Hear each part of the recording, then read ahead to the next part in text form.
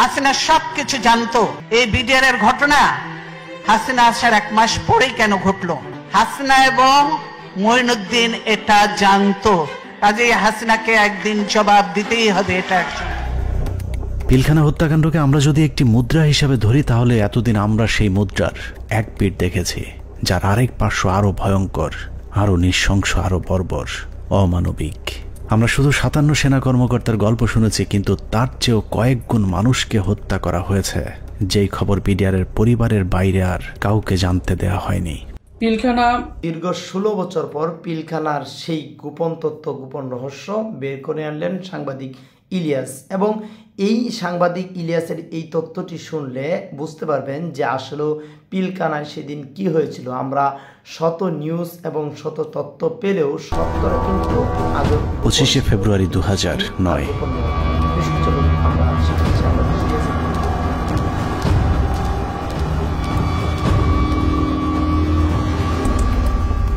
মহাজোট সরকার ক্ষমতায় আসার মাস দেড়েকের মাথায় বর্বরতম এক হত্যাকাণ্ডের মাধ্যমে ভেঙে দেয়া হয় সীমান্তে উঁচু করে যারা শত্রুর সামনে প্রাচীর হয়ে থাকত তাদের মেরুদণ্ড। বিডিআর সেনাবাহিনীর সমন্বয়ে গঠিত সুশৃঙ্খল একটি বাহিনীর মগজে বিষ বাষ্প ঢুকে উস্কে দেওয়া হয় হিংসা আর প্রতিশোধের আগুন। সেই আগুনেই পুড়েছে বিশ্বাস, আস্থা আর ভালোবাসায় তৈরি করা সাজানো গোছানো এক সুখের ঘর। পিলখানায় লাগা সে আগুনে শুধু যে 57 সেনা কর্মকর্তাই পুড়েছে তা নয়, সেই সাথে পুড়েছে কয়েক হাজার জওয়ানের সুখ, স্বপ্ন, সংসার। সীমান্ত অরক্ষিত করে ওদেরকে রক্ষিত করা হয়েছে কারারক্ষীদের ঘরে, যেই ঘরে দিন, মাস, বছর করে গুনে গুনে 15 বছর পার হয়েছে সীমান্ত রক্ষীদের। সেই থেকে ওপারের শত্রু যখন খুশি এপারে এসেছে, কেউ তাদের বাধা দেয়নি, কারণ ওরাই ছিল আমাদের 1,44,000 বর্গ কিলোমিটার মানচিত্রের সীমানা প্রাচীর, যেই প্রাচীরে ক্ষত ধরিয়েই আমাদের মানচিত্রকে বিক্ষত করা হয়েছিল গেল 15টি বছর। মূলত 2009 সালের 25 ফেব্রুয়ারি বিডিআরের হত্যাকাণ্ডই আমাদের গেল 15 বছরের ভাগ্য লিখে দিয়েছিল। এই 15 বছর বাংলাদেশের রাজনীতি, শিক্ষা, অর্থনীতি থেকে শুরু করে পুলিশ, প্রশাসন সবকিছু নিয়ন্ত্রণ করেছে ভারত, আর সবচেয়ে বেশি নিয়ন্ত্রণ করেছে বাংলাদেশ সেনাবাহিনীকে, যারাই ছিল একসময় আমাদের অহংকার। নারী, টাকা আর পদের লোভে সেনাবাহিনীর কিছু কর্মকর্তা তাদের মাথা বেচে দিয়েছিল ভারতের কাছে, যাদের পরিকল্পনাতেই খুন হয়েছিল দেশপ্রেমিক 57 জন সেনা কর্মকর্তা।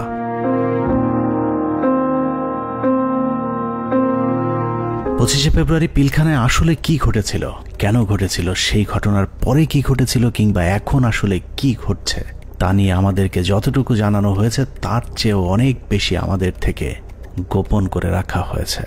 ঘটনার শুরু থেকে শেষ পর্যন্ত আমরা যতটুকু জেনেছি তার পুরোটাই পিলখানার মূল ঘটনার বিকৃত এক রূপ, যেখানে সত্যের কোনো বালাই নেই। হাসিনা সবকিছু জানতো। এই বিডিআর এর ঘটনা হাসিনা আসার 1 মাস পরেই কেন ঘটলো? হাসিনা এবং মঈনুদ্দিন এটা জানতো, কাজেই হাসিনাকে একদিন জবাব দিতেই হবে। এটা পিলখানা হত্যাকাণ্ডকে আমরা যদি একটি মুদ্রা হিসাবে ধরি, তাহলে এতদিন আমরা সেই মুদ্রার এক পিঠ দেখেছি, যার আরেক পার্শ্ব আরো ভয়ঙ্কর, আরো নৃশংস, আরো বর্বর, অমানবিক। আমরা শুধু 57 সেনা কর্মকর্তার গল্প শুনেছি, কিন্তু তার চেয়েও কয়েক গুণ মানুষকে হত্যা করা হয়েছে, যেই খবর বিডিআরের পরিবারের বাইরে আর কাউকে জানতে দেয়া হয়নি। পিলখানা হত্যাকাণ্ডের মামলায় রাজসাক্ষী না হওয়ার জন্য বীর মুক্তিযোদ্ধা ডিএডি আব্দুর রহিম সাহেবকে জেলখানায় নিয়ে নির্মমভাবে ইনজেকশন পোস্ট করে তাকে শহীদ করা হয়।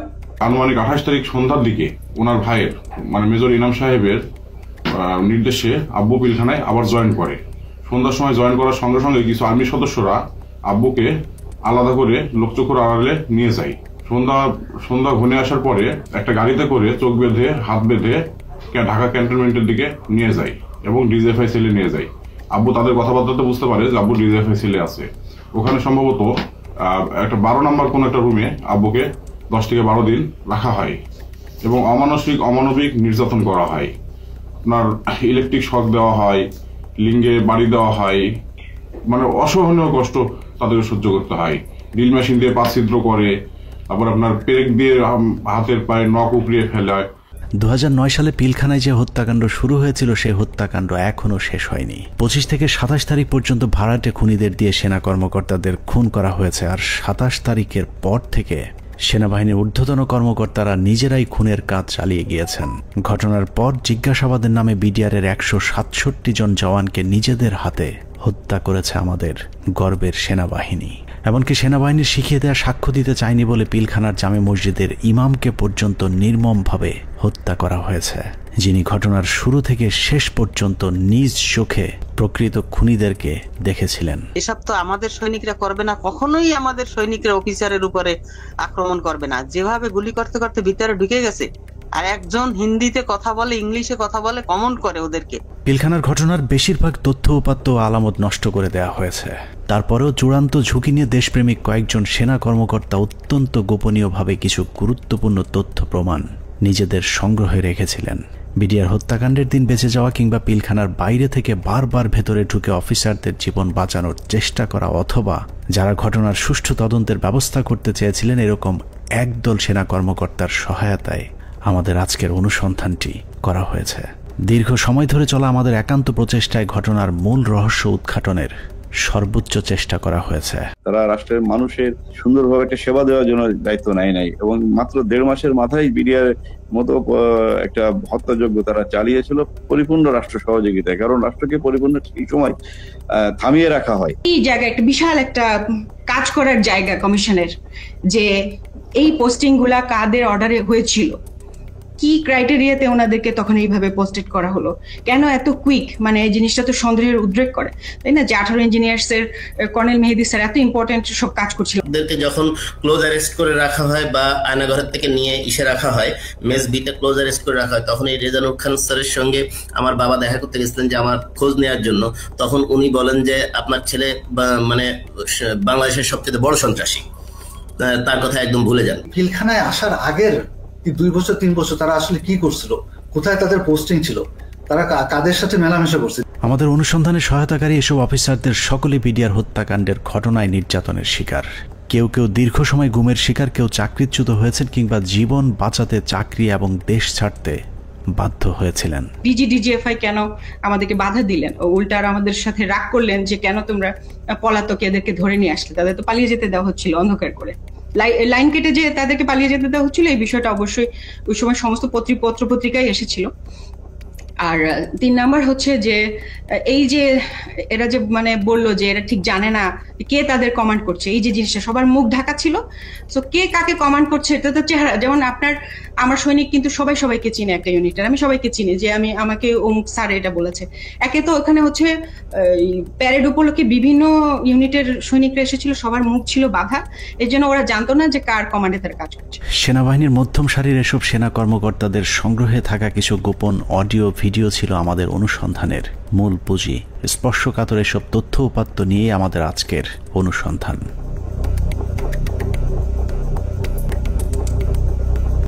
অনুসন্ধানের শুরুতেই একটি তদন্ত প্রতিবেদনের কয়েকটি লাইনে চোখ বোলানো যাক। যে প্রতিবেদনটি পিলখানা হত্যাকাণ্ডের পরের 18 কর্মদিবসের মধ্যে তৈরি করা হয়েছিল, কিন্তু আজও পর্যন্ত তা প্রকাশ করা হয়নি। কারণ এই প্রতিবেদনেই ঘটনার মূল রহস্য লুকিয়ে আছে। যদিও মূল ঘটনার 50 ভাগও প্রতিবেদনে উঠে আসেনি, যে কারণেই প্রতিবেদনের সীমাবদ্ধতায় বলা হয়েছে তদন্তের স্বার্থেই কমিটি কয়েকটি সংস্থার প্রধান গুরুত্বপূর্ণ ব্যক্তিকে জিজ্ঞাসাবাদ এবং বিভিন্ন গোয়েন্দা সংস্থার নিকট হতে গোয়েন্দা তথ্য সংগ্রহ করা আবশ্যক বলে মনে করেছে, কিন্তু পর্যাপ্ত সহযোগিতার অভাবে কাজগুলো করা সম্ভব হয়নি।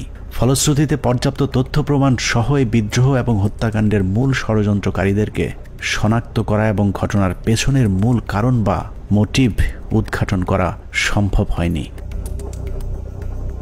এছাড়া প্রতিবেদনের মন্তব্যে বলা হয়েছে তদন্ত কমিটি সংশ্লিষ্ট গোয়েন্দা সংস্থা সমূহ যেমন এনএসআই, ডিজিএফআই, র্যাব, সিআইটি এবং পুলিশের এসবিকে তাদের সংগৃহীত বিভিন্ন গোয়েন্দা তথ্য প্রয়োজনীয় প্রমাণাদি পেশাগত দৃষ্টিকোণ থেকে বিশ্লেষণ করে কমিটির নিকট সরবরাহ করার জন্য অনুরোধ করেছিল, কিন্তু বর্ণিত সংস্থাসমূহ হতে কোনো সহযোগিতা পাওয়া যায়নি।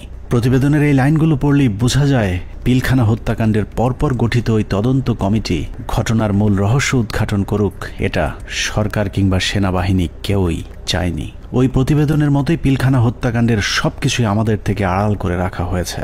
2009 সালের 25শে ফেব্রুয়ারি সকালে পিলখানায় দরবার শুরুর পর থেকে 26 তারিখ বিকেল 5টা পর্যন্ত সরকারের পক্ষ থেকে যা কিছু করা হয়েছে সবই জিম্মি হওয়া সেনা কর্মকর্তাদেরকে হত্যার উদ্দেশ্যে, কাউকে বাঁচানোর জন্য নয়। 25 তারিখ সকাল থেকেই তৎকালীন প্রধানমন্ত্রী শেখ হাসিনা, 3 বাহিনী প্রধান, ডিজিএফআই, এনএসআই প্রধান, সামরিক সচিব তারেক সিদ্দিকী সহ সকলেই সেনা কর্মকর্তাদের হত্যার মিশন সম্পূর্ণ করবার জন্য শেখ হাসিনার তৎকালীন সরকারি বাসভবন যমুনায় অবস্থান করছিলেন। পিলখানার ঘটনায় বেঁচে আসা সেনা কর্মকর্তাদের একজন মোহাম্মদ জাহিদি আহসান হাবিব দরবার হলে গোলাগুলি শুরুর পর তিনিই প্রথম জেনারেল তারেক সিদ্দিকীকে ফোন করে বলেছিলেন তাদেরকে বাঁচানোর জন্য, কিন্তু তারেক সিদ্দিকী ফোন কেটে দেন। তারপর থেকে আর তারেক সিদ্দিকীকে টেলিফোনে পাওয়া যায়নি। আমাদেরকে যাতে সাহায্য করার জন্য, যাতে আর্মি যাতে আমাদেরকে হেল্প করে, তার জন্য আমি জেনারেল তারেককে আমি সাহায্য চেয়েছিলাম। আমি জেনারেল তারেকের সাথে জেনারেল শাকিলের কথা বলে দিয়েছিলাম আর্মিরা যাতে এখানে ইন্টারভেনশন করে, আর্মি যাতে পাঠায়, কিন্তু তারা কোনো আর্মি পাঠায়নি বা আমাদের কোনো সাহায্য করা হয়নি।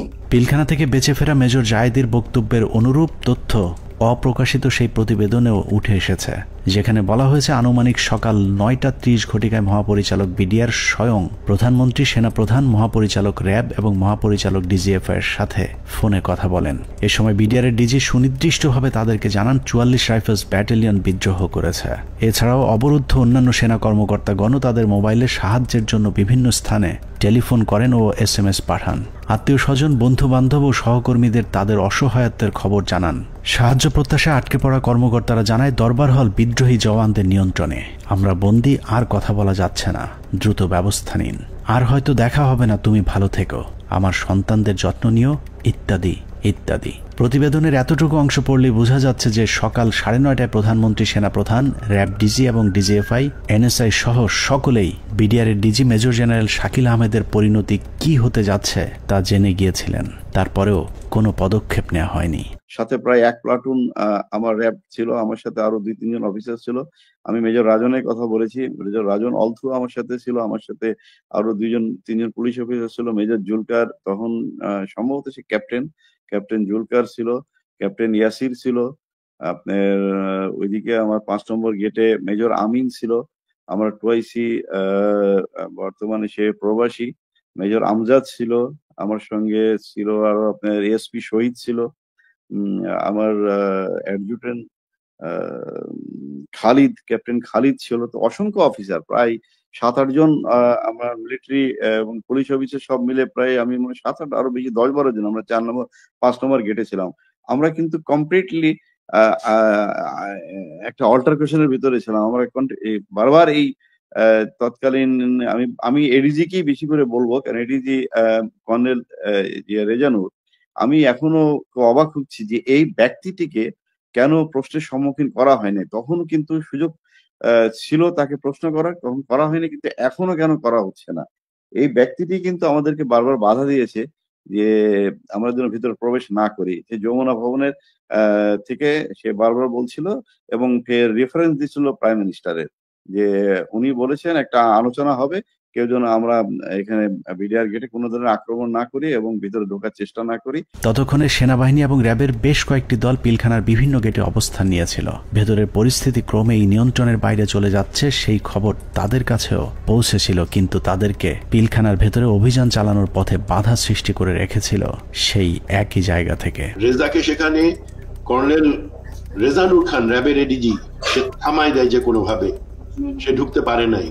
সেটা কিন্তু আমি বলতেছি অ্যারাউন্ড 9 AM আমরা আসবার আগে, যেটা আমাকে রেজা, আমি ওখানে যাওয়ার পরে 10:30টার সময় রেজা আমাকে ব্রিফ করে যে স্যার এই অবস্থা, আপনারা কি ঢুকতে পারবেন? তখন আমি জেনারেল হাকিমকে বলি, উনি বললেন যে না, এখন ঢোকা যাবে না। CGS, chief of general staff, general Moeen তো তখন পতিতা হাসিনার কাছে বঙ্গভবনে বসে অপেক্ষা করতেছে আদেশ শুনবার জন্য, নিজে থেকে কোনো সেনাপ্রধান হিসেবে কোনো অর্ডার দেয় নাই। এখানে একটা জিনিস ক্লিয়ার করি, এই বিডিআর অপারেশনের সময় 3 জন, এটা তো আর্মির অ্যাকশন, এটা কোনো পলিটিক্যাল কোনো কিছু হওয়ার কথা না, 3 জনের কমান্ডের দায়িত্ব ছিল। একটা ছিল সেনাপ্রধান জেনারেল মঈন আহমেদ, সে যেহেতু হাসিনার সাথে বসে আছে গণভবনে, তখন কিন্তু যমুনায়, গণভবন না যমুনায় বসে আছে। আর তার বর্তমানে chief of general staff major general Sinai Jamali, তার আদেশ দেওয়ার কথা, হ্যাঁ ভিতরে ঢুকো। আর অন দ্য স্পট কমান্ডার একজন। এখানে আমরা অনেক অফিসার ছিলাম, কিন্তু সবাই কমান্ডার দায়িত্ব সেখানে পায় না। নিয়ম অনুযায়ী ব্রিগেডিয়ার জেনারেল হাকিমের অন দ্য স্পট কমান্ডার, তিনজনের একজনের কাছ থেকে যদি আমরা আদেশ পাইতাম আমরা ভিতরে ঢুকতাম। অনুমতি দিচ্ছে করে চলতে থাকে কালক্ষেপণ।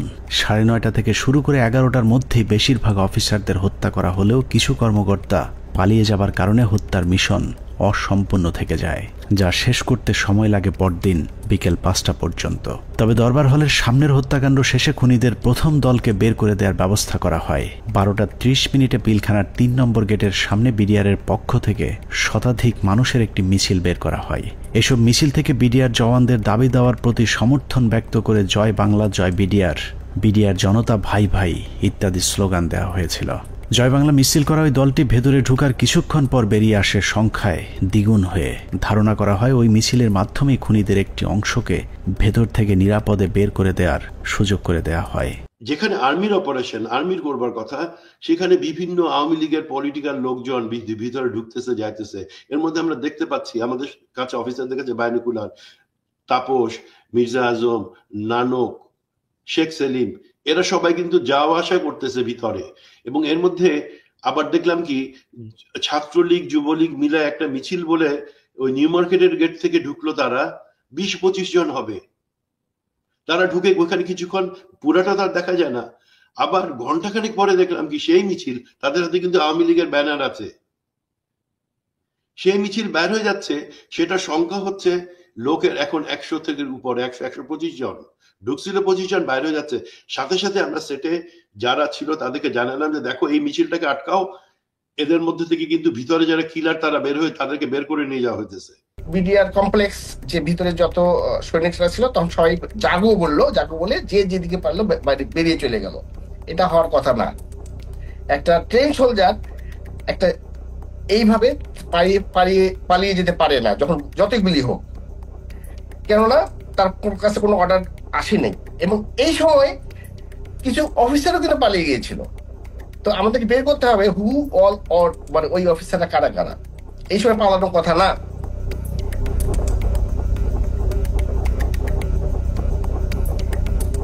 দুপুর 1:30।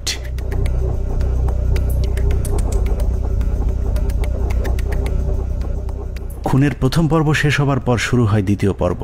বেলা বাড়ার সাথে সাথে দরবার হলে নৃশংস হত্যাযজ্ঞের খবর ছড়িয়ে পড়ে পুরো পিলখানায়। এতে অধিকাংশ বিডিআর সদস্যরা আতঙ্কিত হয়ে পড়েন। বিডিআর সদস্যরা যেভাবে পেরেছে পালিয়ে যাওয়ার চেষ্টা করতে থাকে, কিন্তু বাকি অফিসারদের খুঁজে বের করে হত্যার জন্য সরকারের আরও কিছুটা সময় প্রয়োজন ছিল, যে কারণে বিডিআর জওয়ানদের চাঙ্গা করতে শুরু হয় সরকারের নতুন ষড়যন্ত্র। নাটকের এই পর্বে মঞ্চে আসে মুন্নি সাহা এবং জয় মামুন, যারাই প্রথম গুজব ছড়িয়ে দেন পিলখানায় অপারেশন ডাল ভাতের টাকা নিয়ে অসন্তোষের কারণেই বিডিআরের ডিজিকে জিম্মি করেছে বিডিআরের জওয়ানেরা। এর পরপরই সেনাবাহিনী নিয়ে নানা ধরনের উস্কানিমূলক তথ্য প্রচার করতে থাকে বিশেষ কয়েকটি গণমাধ্যম। অফিসারদের কি অবস্থা? অফিসার যারা ছিল দরবার হলে যারা ছিল তাদের কি অবস্থা? তারা অনেকে ভেঙে গেছে, অনেকে আমাদের জিম্মিতে আছে, তাদেরকে কিছু করা হয়নি। ওরা খুব ভালো হয় জানে বিডিআর এর প্রতি কি অন্যায় অবিচার চলে। আপনাদের তো অনেক দিনের এটা ক্ষোভ, আজকে কেন? আজকে কোন পরিপ্রেক্ষিতে এটা করলেন? উনি বোঝেন না, উনি খালি আশা দেয়। এখন আমরা ওনাদেরকে আটক অবস্থায় রাখছি যাতে আমাদের দাবিগুলা মাননীয় প্রধানমন্ত্রী এবং স্বরাষ্ট্রমন্ত্রী আমাদের দাবি মানবেন। দেখছিলেন মুন্নি সাহার সঙ্গে বিশেষ। এ সময় নিজেদের লেখা বিভিন্ন ধরনের লিফলেট বিডিআরের নামে প্রচার করে গুজব ছড়াতে থাকে স্থানীয় আওয়ামী লীগের নেতাকর্মীরা। পিলখানার ভেতরেও ততক্ষণে বিডিআরের মাঝে ছড়িয়ে দেওয়া হয়েছে মিডিয়া এবং জনগণ আমাদের সাথে আছে। অপারেশন ডাল ভাতের টাকা মেরে খাওয়া সেনাবাহিনীর প্রতি এমনিতেই অনেকের ক্ষোভ ছিল, তার উপর সেনাবাহিনী যে কোনো সময় হামলা চালাতে পারে এমন গুজব ছড়িয়ে অস্ত্র হাতে তুলে দেওয়া হয় বিডিআরের সাধারণ জওয়ানদের হাতে। একদিকে আওয়ামী লীগের বিডিআরের পক্ষে মিছিল, অন্যদিকে গণমাধ্যমের উস্কানিতে হত্যাকাণ্ডে অংশ নেয়নি এমন অনেকেও দুপুরের পর বিদ্রোহী হয়ে ওঠে। জিনিসপত্রের দাম কারা বাড়াইছে শুনবেন?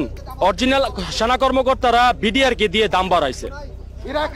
আস্তে আস্তে বর্ডার থেকে সমস্ত মাল নিয়ে আসতো, নিয়ে আসা স্ট্রোক করতো বিডিআর এর প্যারেড গ্রাউন্ডে।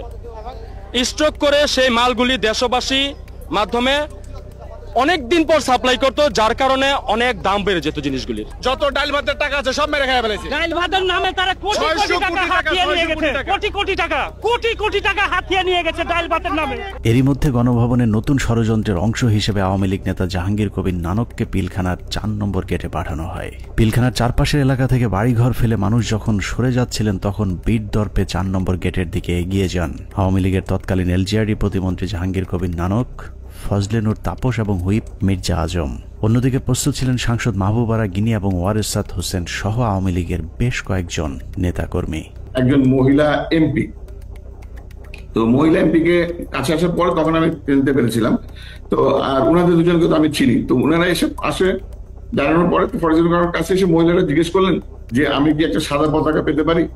তো স্যার তখন পিছন দিকে ঘুরে তাকালেন, ঘুরে তাকিয়ে সৈনিককে জিজ্ঞেস করলেন যে তোমাদের কারো কাছে কোনো সাদা পতাকা বা এরকম কোনো কিছু আছে কিনা। তো তৎপরবর্তীতে ওখান থেকে ওরকম সাদা পতাকা কোনো কিছু না পাওয়াতে উনি স্যার বললেন যে আমার কাছে একটা রুমাল আছে, এটাতে চলবে কিনা। উনি ওটা দিয়ে দিলেন। বাট ওনারা এই সময় স্যার কিন্তু ওনাদেরকে জিজ্ঞেস করলেন যে আপনারা যে এখান দিয়ে যাবেন, তো ওখান থেকে গুলি হচ্ছে। তো তখন ওই মহিলা এমপি গিনি বলেছিলেন যে না, আমাদেরকে গুলি করবেন বা গুলি আসবেন আমাদের দিকে, আপনি এটা নিয়ে চিন্তা করবেন। তো এই জিনিসগুলো কিন্তু কিছু সিগনিফিকেন্ট জিনিস, তখন এগুলো অর্থ বুঝি নাই যে ওনারা এইভাবে এত কনফিডেন্ট। বাট এগুলো যেমন পরবর্তীতে জীবনে আসার পরে আমি বুঝতে পেরেছি যে আচ্ছা এইটার মানে তাহলে এই জিনিসটা দাঁড়ায়। আওয়ামী লীগের ওই প্রতিনিধি দলকে পেয়ে বিডিআর সদস্যরা মনে করেছিল তারা হয়তো বিডিআরকে বাঁচাতেই এসেছিল, কিন্তু এটাই ছিল বিডিআরের জন্য সবচেয়ে ভয়ঙ্কর ফাঁদ, যেই ফাঁদে পা দেয় পিলখানা হত্যাকাণ্ডের পুরো দায় বিডিআরের উপর চলে আসে। পিলখানা 4 নম্বর গেটে যখন নানক আজমদের নেতৃত্বে আওয়ামী লীগের একটা দল পিলখানার ভেতরে পৌঁছায়, তখন বিডিআরের পোশাক পরা কিছু লোক তাদের সাথে বেশ কিছুক্ষণ কথাবার্তা বলেন। তাদের মধ্যে কি কথা হয়েছে সেটা জানা না গেলেও এর পরপরই বিডিআরের কয়েকজন ব্যক্তিকে সামনে নিয়ে আসা হয়, যাদের নাম এর আগে কখনো শোনা যায়নি। তাদের মধ্যে একজন ডিএডি তৌহিদ, যাকে আমরা পিলখানা হত্যাকাণ্ডের কথিত মূল হোতা হিসেবে এতদিন ধরে জেনে এসেছি। নানক আজমদের সাথে বৈঠক করা ওই দলটি ডিএডি তৌহিদ সহ কয়েকজন ডিএডিকে খুঁজতে থাকেন। বিডিআরের পোশাক পরা ওই দলটি ডিএডি তৌহিদের পিলখানার বাসায় গিয়ে তৌহিদের সন্ধান চেয়েছিলেন, কিন্তু বিডিআরের পোশাক পরা থাকলেও ডিএডি তৌহিদ সেনাবাহিনী নাকি বিডিআরের কর্মকর্তা সেটাও তারা জানতেন না। আমার বাসার সামনে নেম প্লেট ছিল তৌহিদ লেখা। জিজ্ঞেস করতেছে যে তৌহিদ উনি কি বিডিআর না আর্মির। আমি বলছি উনি বিডিআর এর র্যাঙ্ক কি, ডিএডি কি আর্মির না বিডিআর এর, মানে ওনারা এটাও চিনে না যে ডিএডি র্যাঙ্ক আর্মি বিডিআর এ হয়। বুঝেন তাহলে ডিএডি তৌহিদের পরিবারকে ভয়ভীতি দেখিয়ে তার অবস্থান জানা হয়। এরপরই প্রথমবারের মতো দৃশ্যপটে আসেন ডিএডি তৌহিদ, ডিএডি আব্দুর রহিম সহ বেশ কয়েকজন বিডিআরের সৈনিক, যাদেরকে বিডিআর বিদ্রোহের নেতা পরিচয় দিয়ে নিয়ে যাওয়া হয় প্রধানমন্ত্রীর সাথে বৈঠকে। বেলা 3:40 বিডিআরের 14 দলের একটি প্রতিনিধি দল শেখ হাসিনার বাসভবন যমুনায় প্রবেশ করেন। পিলখানা হত্যাকাণ্ড নিয়ে করা গোপন সেই প্রতিবেদনে উল্লেখ করা হয়েছে, বিডিআরের ওই প্রতিনিধি দলটি যমুনায় শেখ হাসিনার সাথে বৈঠকের সময় সেখানে আর কাউকে থাকতে দেওয়া হয়নি। অর্থাৎ পিলখানার ভেতরে সেনা কর্মকর্তাদের ভাগ্যে কি ঘটেছিল সেই খবর একমাত্র শেখ হাসিনাকেই জানানো হয়েছিল।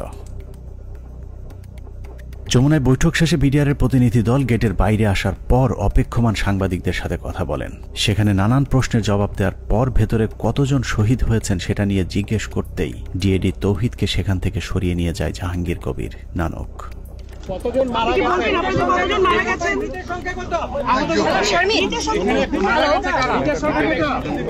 হাসিনার সাথে বিডিআরের সেই বৈঠকের মূল উদ্দেশ্য অফিসারদেরকে বাঁচানো কিংবা বিডিআরের আত্মসমর্পণ নয়, বরং বিডিআরকে জানিয়ে দেওয়া হয়েছিল কোনোভাবেই আত্মসমর্পণ করা চলবে না। যদিও বৈঠকের পর জানানো হয় বিডিআর অস্ত্র সমর্পণে রাজি হয়েছেন, কিন্তু ডিএডি তৌহিদকে পিলখানার ডিজি বানানো থেকে শুরু করে পিলখানার পরবর্তী ঘটনাবলী সবই ছিল শেখ হাসিনার তৈরি করা নাটকেরই অংশ। মাননীয় প্রধানমন্ত্রী তাদের আবেদনের পরিপ্রেক্ষিতে, বিডিআর সদস্য ভাইদের আবেদনের পরিপ্রেক্ষিতে আজকের ঘটনা সাধারণ ক্ষমা ঘোষণা করেছেন। সে বৈঠকের পর রহস্যজনক একটি বিষয় লক্ষ্য করা যায়। শেখ হাসিনা বিডিআরের প্রতিনিধি দলের সাথে বৈঠকে পিলখানায় আটকে পড়া নারী ও শিশুদের মুক্তির দাবি করলেও জিম্মি থাকা সেনা কর্মকর্তাদের মুক্তির বিষয়ে কোনো কথা বলেননি।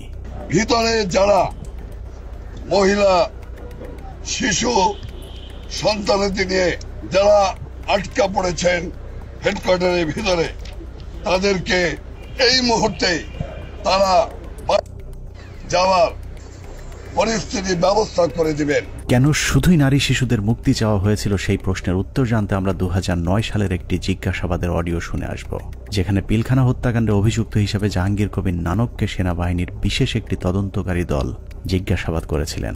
যদিও সেই অনুসন্ধান আর চলতে দেওয়া হয়নি, তারপরেও সেদিনের জিজ্ঞাসাবাদে কি কথা হয়েছিল তার পুরো ক্যাসেটটি সেনাবাহিনীর একটি সূত্র আমাদের কাছে পাঠিয়েছে। এত বড় একটা নেগোসিয়েশন হলো, ডিজি এবং অফিসার বা ফ্যামিলিদের বেরিয়ে আসার ব্যাপারে কোনো আপনার স্টেটমেন্টও ছিল না বা না, বলছি যে আপনার মানে এটা নেগোসিয়েশন ডিলের মধ্যে এটা হলো না কেন, যে ঠিক আছে তোমরা এটা রাখো, এটা ছাড়ো, অস্ত্র দাও, এই কন্ডিশনস সবাইকে ছেড়ে দিবে না, তাহলে তো কেউ যাবে নিয়ে আসবে বা ডিজির সাথে কথা হবে, আচ্ছা ঠিক আছে সাধারণ ক্ষমা হবে, কিন্তু তার আগে আমি ডিজির সাথে কথা বলে সেই পরিপ্রেক্ষিতে কিন্তু ওনারা ঢুকলেন মাননীয় স্বরাষ্ট্রমন্ত্রী মহোদয়। না ওইটা আমি বলতেছি যখন সাধারণ ক্ষমা ঘোষণার আগে লাস্ট একটা কন্ডিশন হওয়া উচিত ছিল যে আমি ডিজি যেহেতু আটকাছে বলতেছো, সুতরাং তোমাদের কাউকে পাঠাও, ডিজির সাথে আমি কথা বলে নিশ্চিত হতে চাই। মানে তখন কিন্তু অলরেডি দেশের 16 কোটি মানুষ কোনো না কোনো ভাবে আন্দাজ করে ফেলছে যে ডিজি মারা গেছে। 4টার সময় প্রাইম মিনিস্টার অফিসে যখন আলাপ হয়, তা এই আলাপের মধ্যে ডিজির মৃত্যুর বিষয়টা আসলো না কি করে, বা অল ইন্টেলিজেন্স সোর্সেস মিস করলো কি করে, যে আপনার কোনো প্রেস ব্রিফিং এও এটা আসলো না অফিসার বা তার ফ্যামিলি? সরি, আসছে। আমি এই যে বিষয়টা আমার কাছে আপনার প্রেস ব্রিফিং এ শুধু জিম্মির ব্যাপার আসছে, বা ডিজি বা তার অন্যান্য অফিসারদের রিলিজের ব্যাপারে যারা আটক আছেন তাদেরকে পার্টিকুলার ডিজি কথা বলা হয়নি। আমার কথাই নাই, কিন্তু বলা ছিল যাদেরকে জিম্মি করছেন, but it was A casual not না যে অফিসার ওকে ডিজি এবং অফিসাররা ফেরত আসবে অথবা 10 জন থাকবে, কিন্তু ওই DG being the main centre focal point of PDR, আমাদের কিন্তু প্রথমে আসলে ডিজি আছে কিনা এই জিনিসটা কিন্তু কোথাও কোনো প্রেস ব্রিফিং এ কোথাও, মানে সাধারণ ক্ষমার আগে তো এই কন্ডিশন হতে হবে, যেটা হত্যাকারী তো সাধারণ ক্ষমা পেতে পারে। অল এরকম কিন্তু আলোচনা হয়েছে, কিন্তু পার্টিকুলারলি যে বলানের শুধু ওখানে বলা ছিল যে সকল মহিলা, শিশু এবং অফিসাররা যারা জিম্মি, এই শব্দটা বলা হচ্ছে। আপনি বলেছেন যে সমস্ত মহিলা, শিশু, but you never talked about office DG এবং অন্যান্য অফিসার। স্যার আমি আপনাকে আপনার ভিডিও ক্লিপটা শোনাতে চাচ্ছি না, একটু আমি দেখেন। সেনা কর্মকর্তাদের মুক্তি না চাওয়াটা কোনো ভুলবশত ঘটনা নয়, বরং শেখ হাসিনা জানতেন ওইসব কর্মকর্তাদেরকে এরই মধ্যে হত্যা করা হয়েছে, যে কারণেই তাদের মুক্তি না চেয়ে বরং নিহত সেনা কর্মকর্তাদের লাশ গুম এবং বেঁচে যাওয়া বাকি কর্মকর্তাদের খুঁজে খুঁজে মারার জন্য আরও কালক্ষেপণ করা হয়েছিল। সে কারণে বৈঠক শেষে বিডিআরের সদস্যরা পিলখানায় যাবার পর আবারও নতুন করে গোলাগুলি শুরু হয়। অপ্রকাশিত ওই প্রতিবেদনে বলা হয়েছে, এ সময় বিদ্রোহীরা তাদের অপকর্মের সুবিধার্থে পিলখানার অভ্যন্তরে বিশেষ বিশেষ স্থানে বিদ্যুৎ নিভিয়ে দেয়, কিন্তু সরকারের পক্ষ থেকে ওইসব এলাকায় বিকল্প ব্যবস্থায় আলোকিত করার কোনো ব্যবস্থা করা হয়নি এবং তদন্তকারী দল এ ব্যাপারে কোনো সদুত্তরও দেয়নি। প্রতিবেদনের পরের অংশে অত্যন্ত গুরুত্বপূর্ণ কিছু তথ্য দেওয়া হয়েছে, যেখানে বলা হয়েছে সরকার ঘোষিত সিদ্ধান্ত ও আলোচনার প্রেক্ষিতে পিলখানার ভেতরে আটককৃত অফিসার ও তাদের পরিবারের সদস্যদের বের করে আনার সুযোগ হতে পারে, এ চিন্তায় ডিএমপির 10টি ট্রাক ও 10টি বাস 4 নম্বর গেটের সামনে নিয়ে যাওয়া হয়। সেই 10টি ট্রাক ও 10টি বাসে করে কাদেরকে নেওয়া হয়েছিল সেই প্রশ্নের উত্তর পাওয়া গেলেই অনেক কিছু পরিষ্কার হয়ে যাবে। রাত 8টায় হোটেল আম্বালাইনে শুরু হয় নাটকের আরেক পর্ব। বিডিআর প্রতিনিধি দলের সাথে তৎকালীন স্বরাষ্ট্রমন্ত্রী অ্যাডভোকেট সাহারা খাতুনের আবারও বৈঠক শুরু হয়। এ সময় তার সাথে পুলিশের আইজিপি, র্যাবের ডিজি, গোয়েন্দা সংস্থার কর্মকর্তা ছাড়াও যথারীতি নানক ও আজমও উপস্থিত ছিলেন। এসব আলোচনাগুলোতে আসলে বিডিআরের কোনো সিদ্ধান্ত জানানোর সুযোগ ছিল না। সরকারের পক্ষ থেকে যা সিদ্ধান্ত নেওয়া হতো সেটাই বিডিআরের দাবি বলে প্রচার করা হয়েছে। ওই মিটিং শেষে গণমাধ্যমকে আবারও জানানো হয় বিডিআর অস্ত্র সমর্পণে রাজি হয়েছেন, তবে সেনাবাহিনীর কাছে নয়, তারা পুলিশের কাছে অস্ত্র সমর্পণ করবেন। কথা মতো রাত 1টায় স্বরাষ্ট্রমন্ত্রী সাহারা খাতুন, আইন প্রতিমন্ত্রী অ্যাডভোকেট কামরুল ইসলাম এবং পুলিশের মহাপরিদর্শক সহ আওয়ামী লীগের কয়েকজন নেতাকর্মী একটি বিশেষ গাড়ি যোগে পিলখানার ভেতরে প্রবেশ করেন। আওয়ামী লীগের প্রতিনিধি দলের পিলখানায় যাবার মূল উদ্দেশ্য কি ছিল সেটা পরিষ্কার হয়ে যাবে তাদের সন্দেহজনক কিছু কার্যক্রম দেখলেই। প্রতিনিধি দলের প্রথমেই সেনাবাহিনীর জিম্মি থাকা কর্মকর্তাদের খুঁজে বের করার কথা থাকলেও সাহারা খাতুন সহ প্রতিনিধি দলটি কয়েকটি বাসায় গিয়ে মাত্র 15 জনকে উদ্ধার করে নিয়ে আসেন। অথচ সেনাবাহিনীর কর্মকর্তারা কোথায় আছেন, তাদের পরিবারের কি পরিণতি হয়েছে, এ ব্যাপারে কোনো আগ্রহ দেখায়নি আওয়ামী লীগের ওই প্রতিনিধি দলটি। গণমাধ্যম যেন এ বিষয়ে কোনো প্রশ্ন তুলতে না পারে সেজন্যও শুধুমাত্র বিটিভির একজন পরীক্ষিত আওয়ামী সাংবাদিককে পিলখানার ভেতরে নিয়ে যাওয়া হয়, যার নাম মুশফিকা নাজনীন। যিনি মুন্নি শাহর ঘনিষ্ঠ বান্ধবী। 25 তারিখ থেকে পরবর্তী কয়েকদিনের সব অপকর্মের সাক্ষী সাংবাদিক মুশফিকা নাজনীনকে জিজ্ঞাসাবাদ করলে ওই রাতের অনেক প্রশ্নের উত্তর পাওয়া যাবে। সেই রাতে সবচেয়ে রহস্যজনক ঘটনা হলো হোটেল আম্বালায় বৈঠক শেষে সাংবাদিকদের জানানো হয়েছিল বিডিআর সেনাবাহিনীর পরিবর্তে পুলিশের কাছে অস্ত্র সমর্পণে রাজি হয়েছে, অথচ সরকারের প্রতিনিধি দলটি 10,000 বিডিআরের অস্ত্র জমা নিতে পিলখানায় আইজিপি ছাড়া কোনো পুলিশ সদস্য তাদের সাথে নেয়নি। ভেতরে কেন পুলিশ নিয়ে যাওয়া হয়নি সেই বিষয়টি জানতে 2009 সালের 27 ফেব্রুয়ারি অ্যাডভোকেট কামরুল ইসলামকে জিজ্ঞাসাবাদ করেছিল তদন্তকারী দল। সেই রেকর্ডের একটি কপি আমাদের অনুসন্ধানে উঠে এসেছে। কোর্টের থেকে যখন বেরিয়ে আসেন মাননীয় স্বরাষ্ট্রমন্ত্রী বলেন যে ঠিক আছে আপনারা জমা দিতে থাকেন, আমরা যাই। না না, জমা রাখার পরে যেটা উনি বাইরে এসেও মিডিয়াকে বলেছিলেন যে হ্যাঁ ওনারা জমা দিচ্ছেন, আমি চলে আসছি। হ্যাঁ এইটাই মনে হয় এরকম চাবি নিচে না দিয়েছে সকাল পর্যন্ত তারা সব জমা করে দেবে। আমাদের 8টা সাড়ে 8টার মধ্যে আমরা আবার পুলিশের হ্যান্ড ওভার করে দেবে পিটিআই। এটাই কিন্তু ফাইনাল কথা আমাদের সাথে।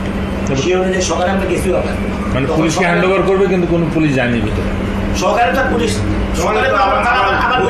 না বলছি যে না, রাত্রে যে হ্যান্ড ওভার হলো, রাত্রে তো পুলিশের কাছে যায় নাই অস্ত্র, সুতরাং তাদের কাছে ছিল, তাদের কাছে রয়ে গেল। পুরো ঘটনাটা যে পরিকল্পিত সেটা বিটিভির ধারণ করা ওই ফুটেজ দেখলেই বোঝা যাবে। বিডিআরের সকল সদস্যের অস্ত্র সমর্পণ করার কথা থাকলেও হাতে গোনা কয়েকজন তাদের অস্ত্র জমা দেয়। ছোট একটি টেবিলের উপর যখন বিডিআর সদস্যরা অস্ত্র জমা দিচ্ছিল, ঠিক একই সময়ে অন্য বিডিআর সদস্যরা অস্ত্র হাতে নিয়ে বীরের মতো পাশে হাঁটাহাঁটি করছিলেন। ঘটনার এখানেই শেষ নয়। অস্ত্র সমর্পণের নাটক শেষে যারা অস্ত্র জমা দিয়েছিলেন তারাই আবার জমা দেয়া অস্ত্রগুলো হাতে তুলে নিচ্ছিলেন। বিটিভির ক্যামেরাম্যান হয়তো ভুলক্রমে নাটকের বাইরের ওই দৃশ্য ধারণ করে ফেলেছিলেন। 25 তারিখ রাত যতই গভীর হয়েছে, সরকারের ষড়যন্ত্র ততই দিনের মতো পরিষ্কার হতে থাকে। সরকারের পরিকল্পনায় রাতে বিডিআরের আত্মসমর্পণের দাবি করে পিলখানায় ঢুকা সরকারি প্রতিনিধি দল ভোর 4:10 বেরিয়ে আসে নিজেদের বাছাই করা মাত্র 15 জন জিম্মিকে উদ্ধার করে। 150-200 অফিসার তাহলে মানে যে কোনো হোস্টেজ রেস্কিউ, মানে যে কোনো হোস্টেজ রেস্কিউ অপারেশনে প্রথম তো আমার হোস্টেজের কে কে আছে, অফিসার এবং তার পরিবার, কয়জন অফিসারকে আমার সাথে আনলাম, কয়জন প্লাস হোস্টেজের মধ্যে সব থেকে বড় হোস্টেজ যেটা ডিজি এবং তার পরিবার, তাদের কেউই আসলো না। তাদের বেঁচে আছে না মরে গেছে তারা জানলাম না। তাহলে হোস্টেজ অপারেশন কি হবে? রেস্কিউ করতে যান, ইনসিডেন্টালি তখন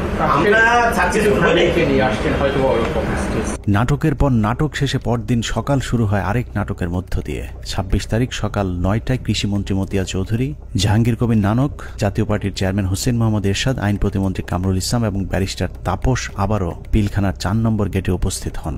ওদিকে 3 নম্বর গেটে আওয়ামী লীগের 200-300 নেতাকর্মী উপস্থিত হয়ে আবারও বিডিআরের পক্ষে স্লোগান দিতে থাকেন। এক পর্যায়ে মিছিলটি পিলখানার ভেতরে ঢুকে যায়। তবে ভেতরে যে কজন ঢুকেছিলেন তার চেয়ে কয়েক গুণ বেশি লোকজন নিয়ে পিলখানা থেকে কিছুক্ষণ পরে বেরিয়ে আসে আওয়ামী লীগের ওই মিছিলটি।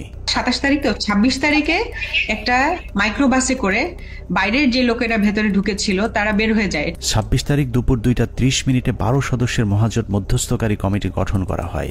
আওয়ামী লীগ নেতা আব্দুল জলিলের নেতৃত্বে এই কমিটি আবারও হোটেল আম্বালা ইনে বিডিআরের সাথে লোক দেখানো বৈঠক করেন। বৈঠক শেষে স্বরাষ্ট্রমন্ত্রী সাহারা খাতুন, জাহাঙ্গীর কবির নানক এবং মির্জা আজম আবারও 4 নম্বর গেট দিয়ে পিলখানায় প্রবেশ করেন। বিকেল 5টায় শেষবারের মতো আবারও ঘোষণা দেওয়া হয় বিডিআর অস্ত্র সমর্পণ করবে। মজার বিষয় হলো বিডিআর এবার আর পুলিশ কিংবা সেনাবাহিনীর কাছে অস্ত্র জমা দেওয়ার কোনো শর্ত দেয়নি। তবে শর্ত না থাকলেও পুলিশের মাধ্যমে পিলখানার নিয়ন্ত্রণ নেয় সরকার। এর পরপরই শেখ হাসিনা জাতির উদ্দেশ্যে ভাষণে বলেন পরিস্থিতি এখন সম্পূর্ণ সরকারের নিয়ন্ত্রণে। নানা ধরনের গুজব ছড়িয়ে পরিস্থিতিকে ঘোলাটে করার চেষ্টাও মহল বিশেষ করছে, সে বিষয়েও সকলকে সজাগ থাকার আমি অনুরোধ জানাই। 27 তারিখ বাংলাদেশের মানুষের ঘুম ভেঙেছে ইতিহাসের নারকীয় এক হত্যাকাণ্ডের সাক্ষী হয়ে। শোকে বিহ্বল জাতির মেধাবী 57 কর্মকর্তার ক্ষত বিক্ষত এক একটি মরদেহ যেন গোটা জাতিকে দুমড়ে মুচড়ে শোকে স্তব্ধ করে দিয়েছিল।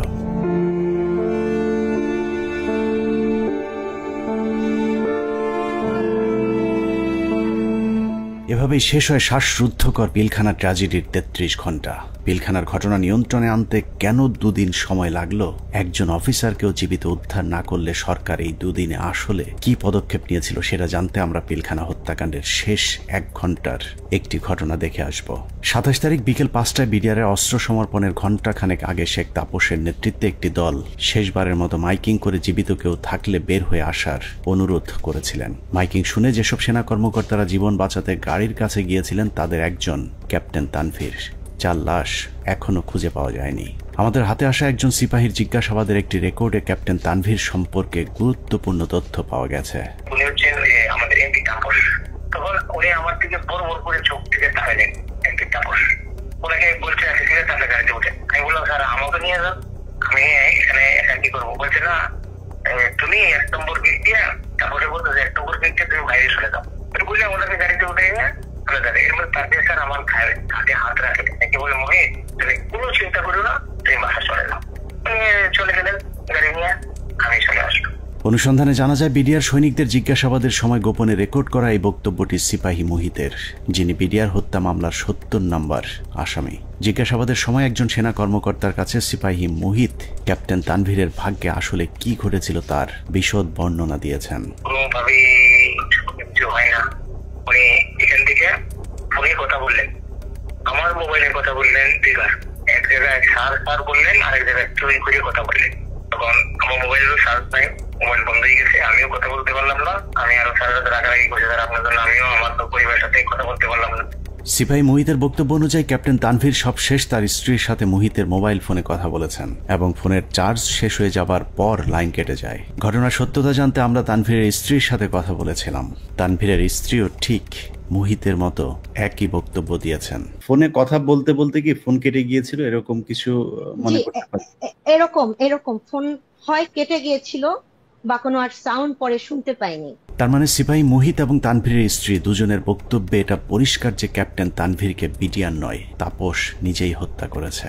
অতএব তাপসই বলতে পারবে তানভীর কি জীবিত নাকি তাকে মেরে ফেলা হয়েছে।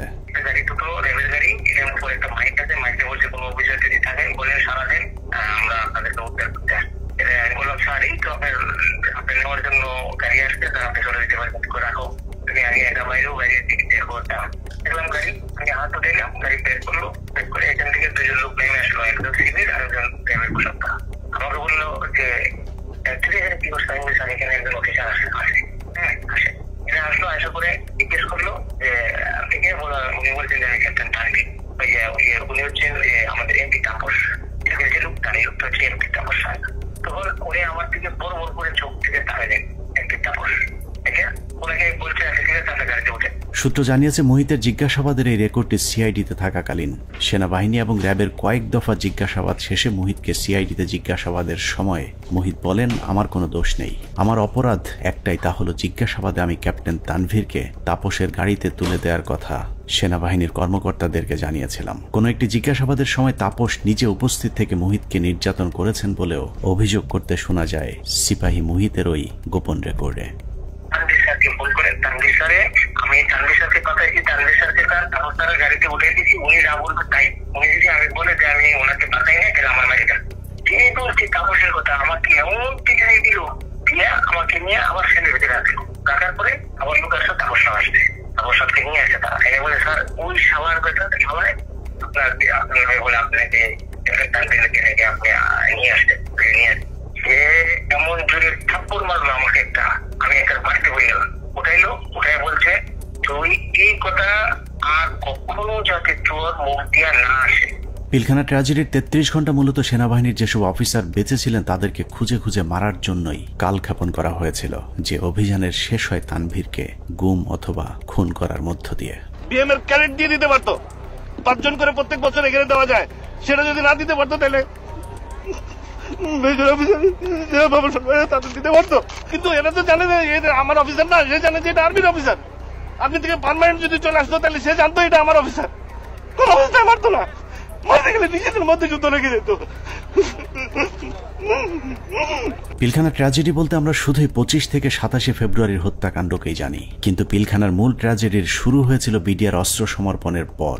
সিপাহী মুহিতের মতো যারাই মূল ঘটনা তুলে ধরতে চেয়েছিলেন তাদেরকেই ঠান্ডা মাথায় হত্যা করা হয়েছে। 2009 সালের মার্চের 3 তারিখ বিডিআরেরা কাজে যোগ দেওয়ার পর থেকে জিজ্ঞাসাবাদের নামে সেনাবাহিনী মোট 108 জন বিডিআর জওয়ানকে হত্যা করেছে। এদের মধ্যে কয়েকজন ঘটনার পরিকল্পনার সাথে জড়িত, বাকিরা গুরুত্বপূর্ণ সাক্ষী।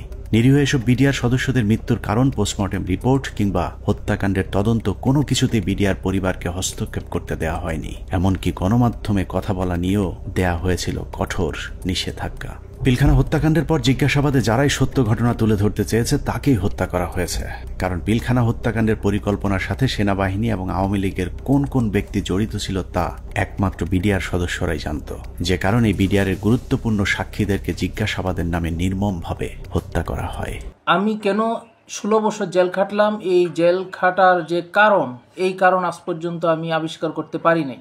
আমার কাছে অত্যন্ত আশ্চর্যের কোয়েশ্চেন ছিল যে একটা নিরপরাধ মানুষকে কিভাবে 16টা বছর একটা দেশের বিচার বিভাগ আটকিয়ে রাখতে পারে। পিলখানার ভিতরে হত্যাকাণ্ডের সময় ভাই একটা পরিষ্কার একটা ছাই রঙের একটা পিক আপ ছিল। আমার সেলিম যেটা বলে, স্যার আমাদের মারার কোনো পরিকল্পনা ছিল না।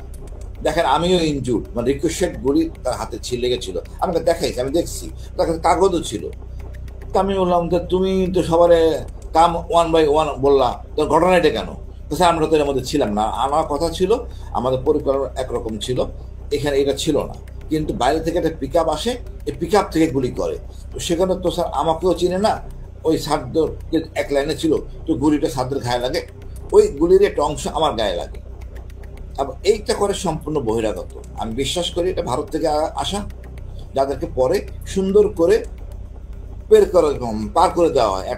একটা অংশ চলে যায় গাড়িতে করে আসাদুজ্জামান নূর এলাকার ওই এলাকা দিয়ে, আরেকটা অংশ যায় বিমানে। এই অংশটাকে ফলো করে ডিজিএফআই, তাদেরকে ঢুকতে দেওয়া হয়নি এয়ারপোর্টে। এবং সেটা বের হয়ে যায় অ্যাম্বুলেন্সের মাধ্যমে, আঞ্জুমান মফিজের এই অ্যাম্বুলেন্সের মাধ্যমে চলে যায়। তো এটা সম্পূর্ণ বহিরাগত পরিকল্পনা।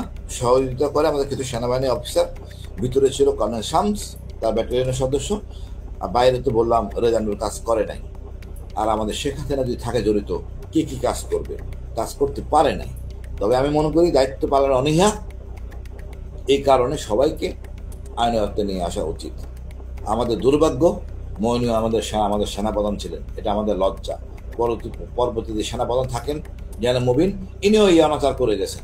হত্যাকাণ্ডের সবচেয়ে গুরুত্বপূর্ণ সাক্ষী ছিলেন পিলখানা জামে মসজিদের পেশ ইমাম মাওলানা মোহাম্মদ সিদ্দিকুর রহমান। দরবার হলে সেদিন কি ঘটেছিল তার সবচেয়ে কাছ থেকে তিনিই দেখেছিলেন। সে ছিল মেন সাক্ষী। আমাকে বলছে যে আমরা 3 জন মেন সাক্ষী, এখন 3 জন মেন সাক্ষী হান বাঁচায় না মাইরে ফেলায় তো জানি না। আমি বলছি যে তুমি যা যা হয়েছে ওখানে দরবারে যা অফিসাররা বলছে এগুলো বলতে গেলা কেন? বললে কি হবে? সত্যি কথা বলবো না? হাসিনা ইচ্ছে করে মারছে, বলবো না? আমি যদি মরে যাই মরে যাবো, তার অসুবিধা। পিলখানা জামে মসজিদের ইমাম সাহেব শুধু দরবার হল নয়, আরো অনেক কিছু সাক্ষী ছিলেন। ঘটনার কয়েক মাস আগে থেকেই শুক্রবার জুম্মার নামাজের শেষে যেসব গোপন মিটিংগুলো হতো, সেখানে বিডিআরের সৈনিকদের সাথে তাপস, নানক এবং আওয়ামী লীগ নেতা তোরাব আলী সহ অনেককে উপস্থিত থাকতে দেখেছিলেন মসজিদের ইমাম সিদ্দিকুর রহমান। এই ডিসেম্বর মাস থেকে প্রতি শুক্রবার আমাদের মসজিদে আসতো, আইসা নামাজ পড়ে তারপর বলতো কেউ মুয়াজ্জিন সাহেব, ইমাম সাহেব আপনারা যান, মুয়াজ্জিন সাহেব আপনি পরে এসে একটু মসজিদে আটকাইয়েন, আমরা একটু কথা বলি। কিছু লোক নিয়া উনি মসজিদের মাঝখানে বসে কথা বলতো, 4 পাশে দরজা আটকাইয়া, তাই ওগুলো বাইরে থেকে শোনার কোনো কায়দা নেই, শোনা যেত না। এরকম প্রতি শুক্রবার করতো। ওই যে হাজি সেলিম নাকি ওনার নাম, আমাকে হুজুর যখন বাসায় আসছে দরবার হল থেকে, তারপরে মানে উনি ঘরে পায়চারি করে আর মানে পান খায় আর পাগলের মতো করতেছে যে এইসব কাহিনীর জন্য হয়েছে, এসব তো আমাদের সৈনিকরা করবে না, কখনোই আমাদের সৈনিকরা অফিসারের উপরে আক্রমণ করবে না। যেভাবে গুলি করতে করতে ভিতরে ঢুকে গেছে, আর একজন হিন্দিতে কথা বলে, ইংলিশে কথা বলে, কমেন্ট করে ওদেরকে। পিলখানা জামে মসজিদের পেশ ইমাম তার পরিবারকে জানিয়েছিলেন, দরবার হলে বিডিআরের একজন সৈনিক প্রথমে অস্ত্র ধরলেও প্রথম হত্যা করা হয় বিডিআরের একজন সৈনিককে, যে কারণেই সৈনিকেরা উত্তেজিত হয়ে উঠেছিলেন।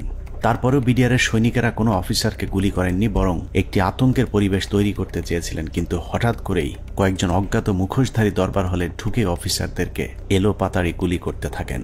যারা আমাদের সৈনিক তারা কিন্তু উপরে গুলি করছে, তারা কিন্তু ভিতরে গুলি করেনি, গায়ে গুলি করেনি। তাদেরকে গুলি করার অর্ডার দিছে একজন, মানে বলতেছে আমাদের বাসার সামনে থেকে যায় এক বাবুর্চি, হাতে একটা লাঠি। তখন আমার ছেলে আবার ওয়ালের উপর থেকে বলতেছে, আঙ্কেল আপনি লাঠি নিয়ে যান কেন? আমি যদি লাঠি না নিই না আমার নাকি মেরে ফেলবে। এখন এরা ভয়ে এরা অস্ত্র নিছে, কিন্তু এরা গুলি করে নেই। এরা কি করছে, ওই ছাদের দিকে গুলি করছে, উপরে গুলি করছে, এই করিডোরে ওরা বের হয়ে চলে গেছে। ঘটনার পর জিজ্ঞাসাবাদেও ইমাম সাহেব একই কথা বলেছিলেন, কিন্তু বহিরাগতদের হিন্দিতে কথা বলার বিষয়গুলো বাদ দিয়ে সরকারের লিখে দেওয়া সাক্ষী দেওয়ার জন্য ইমাম সাহেবকে চাপ দেওয়া হয়। কিন্তু ইমাম সাহেব সেই চাপে মিথ্যা সাক্ষী দিতে রাজি হননি, যে কারণে তার উপর শুরু হয় শারীরিক এবং মানসিক নির্যাতন। আমাকে স্টেটমেন্ট ওখানে চেঞ্জ করতে বলছে, আপনার স্টেটমেন্ট সবগুলো ডিলিট করে আমরা নতুন যেটা বলবো সেইটা আপনি দেবেন, সেই বয়ান রেকর্ড করব। এটার জন্য খুব চাপ দিয়েছে। চাপ দেওয়ার পর উনি বলছে যে আমি কোনোদিন এটা পাল্টাবো না, কারণ আমি যা চোখে দেখছি এবং আমি যা যা দেখছি, যা যা ঘটনা ঘটছে, এগুলো আমি বলবোই। এটা ছাড়া আমি মিথ্যা কথা বলতে পারবো না, সেটা আপনারা যা করেন করেন। তখন তারা নিয়ে একটা সৈনিকের মানে লজ্জাস্থানে নাকি কারেন্ট দিয়ে শক দেয়, এইটা দেখাইছে তারে। উনি মানে আমি ওই সময় মানে অজ্ঞান হয়ে যাই, এরকম অবস্থা হয়ে গেছিল আমার। আমি মানুষ এরকম কিভাবে করে। তারপরেও ইমাম সাহেব কোনোভাবেই মিথ্যা বলতে রাজি না হওয়ায় 2009 সালের 12ই মার্চ জিজ্ঞাসাবাদের জন্য ডেকে নিয়ে যাওয়া হয় তাকে। সেদিনই ছিল তার জীবনের শেষ দিন। নিজের পায়ে হেঁটে যাওয়া মানুষটি পরদিন পরিবারের কাছে লাশ হয়ে ফিরে আসেন। বিডিআরের 3টা থেকে 6টা পর্যন্ত কি চিকিৎসা হয়েছে এবং ঢাকা মেডিকেলেও যে কি চিকিৎসা হয়েছে আমরা তো কোনো চিকিৎসার কিছুই জানি না। এবং পোস্টমর্টম রিপোর্ট কি আসলো, আসল রিপোর্ট, যে সেই রিপোর্টটা আমাদেরকে দিল না। পিলখানা জামে মসজিদের পেশিমা মাওলানা রফিকুল ইসলামের মৃত্যুর কারণ হিসাবে পরিবারকে জানানো হয়েছিল হার্ট অ্যাটাক। ইমাম সাহেবের মতো 3 তারিখের পর থেকে হঠাৎ করে পিলখানা থেকে ধরে নিয়ে যাওয়া বিডিআর সদস্যদের হার্ট অ্যাটাক এবং আত্মহত্যার সংখ্যা বাড়তে থাকে, যা ছিল মূলত সেনাবাহিনীর বিডিআর সদস্যদেরকে হত্যার একটি কৌশল। আত্মহত্যার নামে সেনাবাহিনীর এরকম এক হত্যাকাণ্ডের শিকার দিনাজপুর সেক্টরের বিডিআরের নায়েক সুবেদার মোজাম্মেল হক।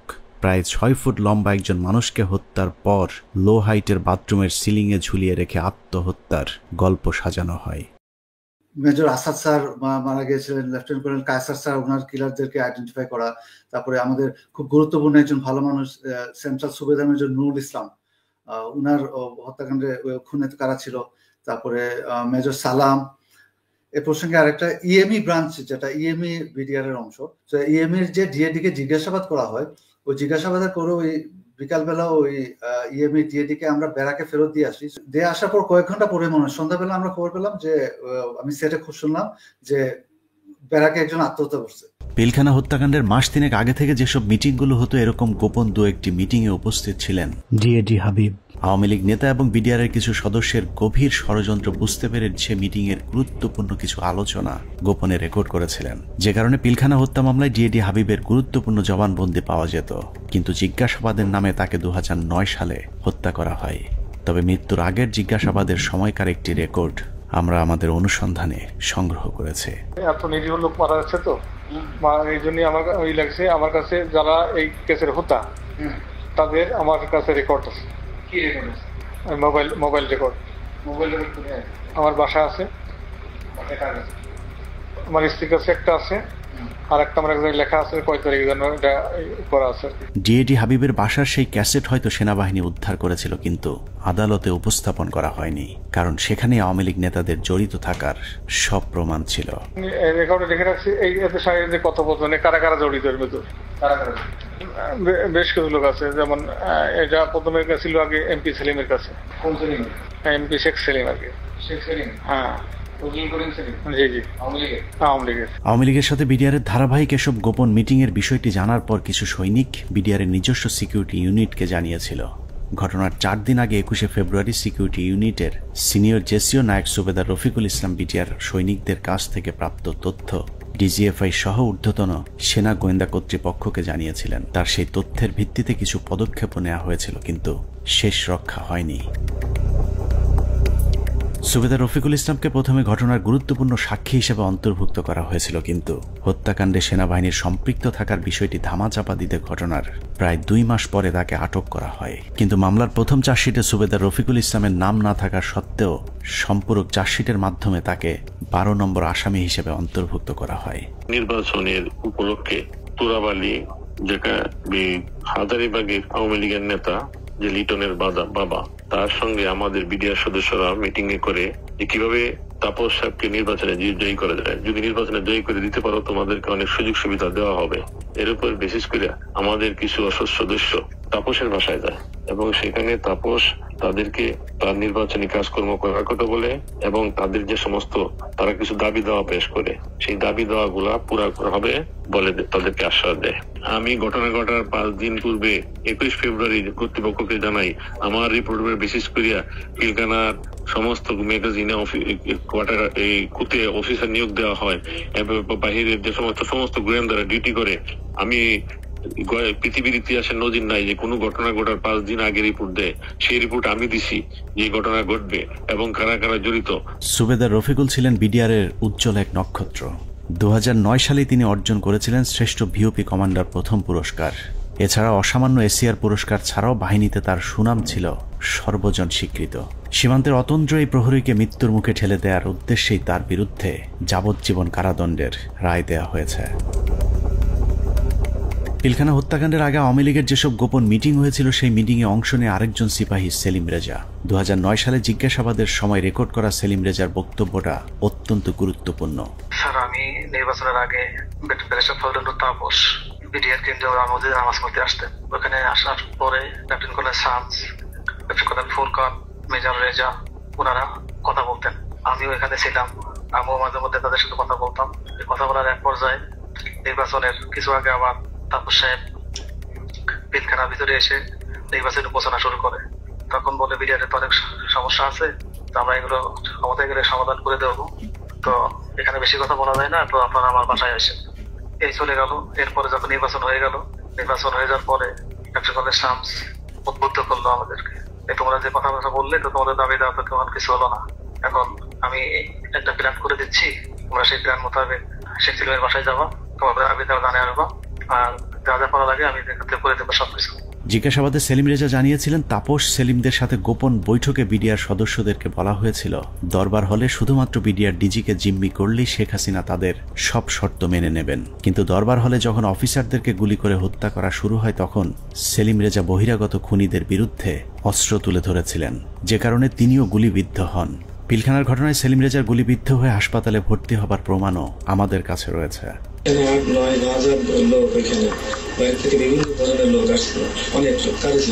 সেলিম রেজা তারপরেও অপরাধী, কারণ তিনি বিডিআরের ডিজিকে জিম্মি করতে চেয়েছিলেন, কিন্তু ফাঁসি হবার মতো অপরাধ সেলিম রেজা করেননি।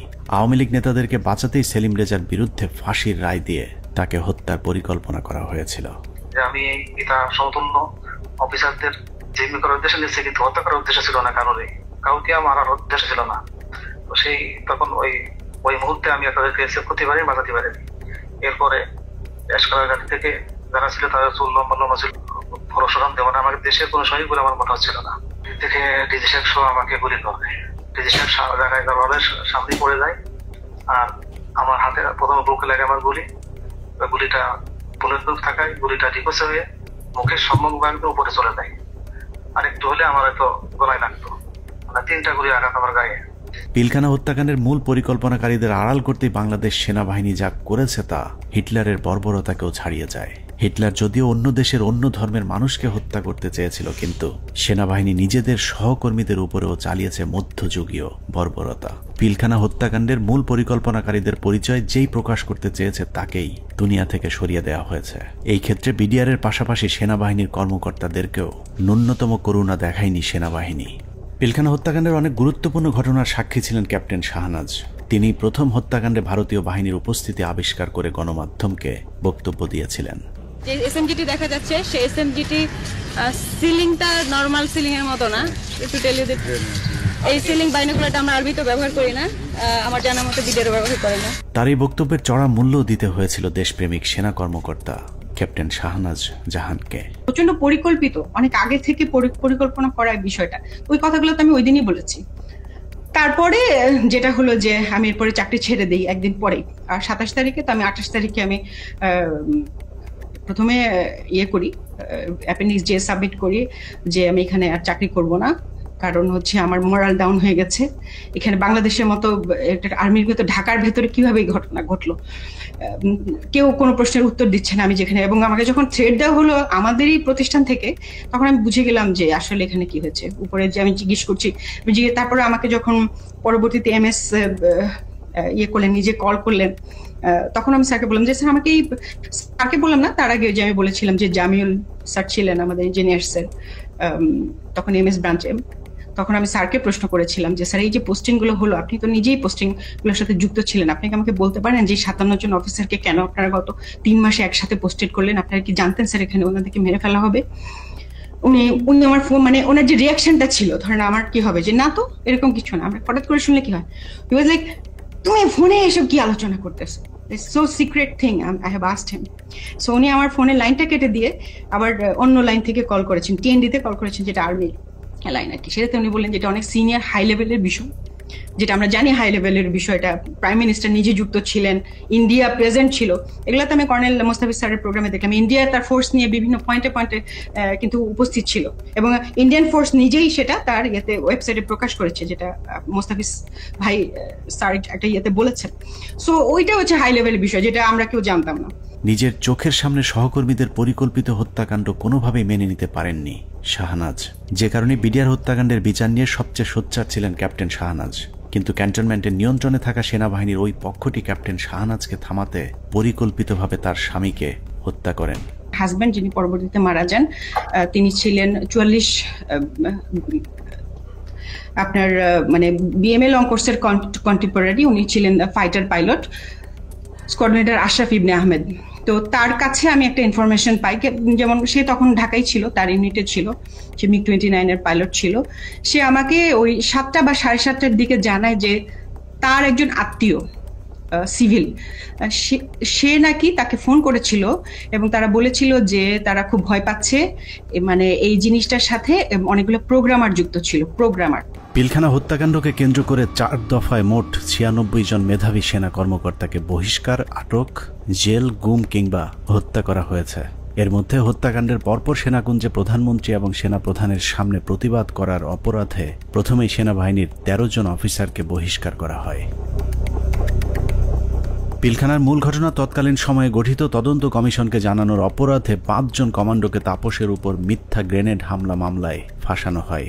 এদের 5 জনকে 13 মাস অজ্ঞাত স্থানে গুম করে রাখার পর গ্রেফতার দেখানো হয়। তারপর সবাইকে মিথ্যা মামলায় ফাঁসিয়ে 5 বছর করে কারাদণ্ড দেয়া হয়। তাপস হত্যা মামলা চেষ্টা, এটা একটা ভুয়া মামলা যেটা মতিঝিল থানায় দায়ের করা হয়, এবং এইটাতে যে সমস্ত সিভিলিয়ান যারা অপরাধী আছে তাদেরকে বিচারের আওতায় আনার আগেই একই অপরাধে আর্মির 5 জনকে, ভেরি ইয়াং ট্যালেন্টেড অফিসার যারা খুবই অ্যাক্টিভ ছিল, যারা তারা হয় এই তদন্তের সাথে সম্পৃক্ত অথবা এই বিডিআর হত্যাকাণ্ডের বিরুদ্ধে সোচ্চার ছিল, তাদেরকে প্রথম গুম করা হয়, ব্যাপকভাবে শারীরিক নির্যাতন করা হয়, এবং পেপার ওয়ার্ক, সব থেকে দুঃখজনক হচ্ছে কাগজে কোর্ট মার্শাল, মানে তাদেরকে গুম অবস্থায় পেপার সই করে দেখানো হয়, যখন জেলে হস্তান্তর করা হয় তখন তারা জানতে পারে যে তাদেরকে 5 বছর জেল দেওয়া হয়েছে। এর মধ্যে একটা দীর্ঘ সময় তাদের পরিবার জানতোই না তারা কোথায় এবং তারা কিভাবে তাদের কি অবস্থায় আছে। আমি একটু 5 জন অফিসারের নাম বলি।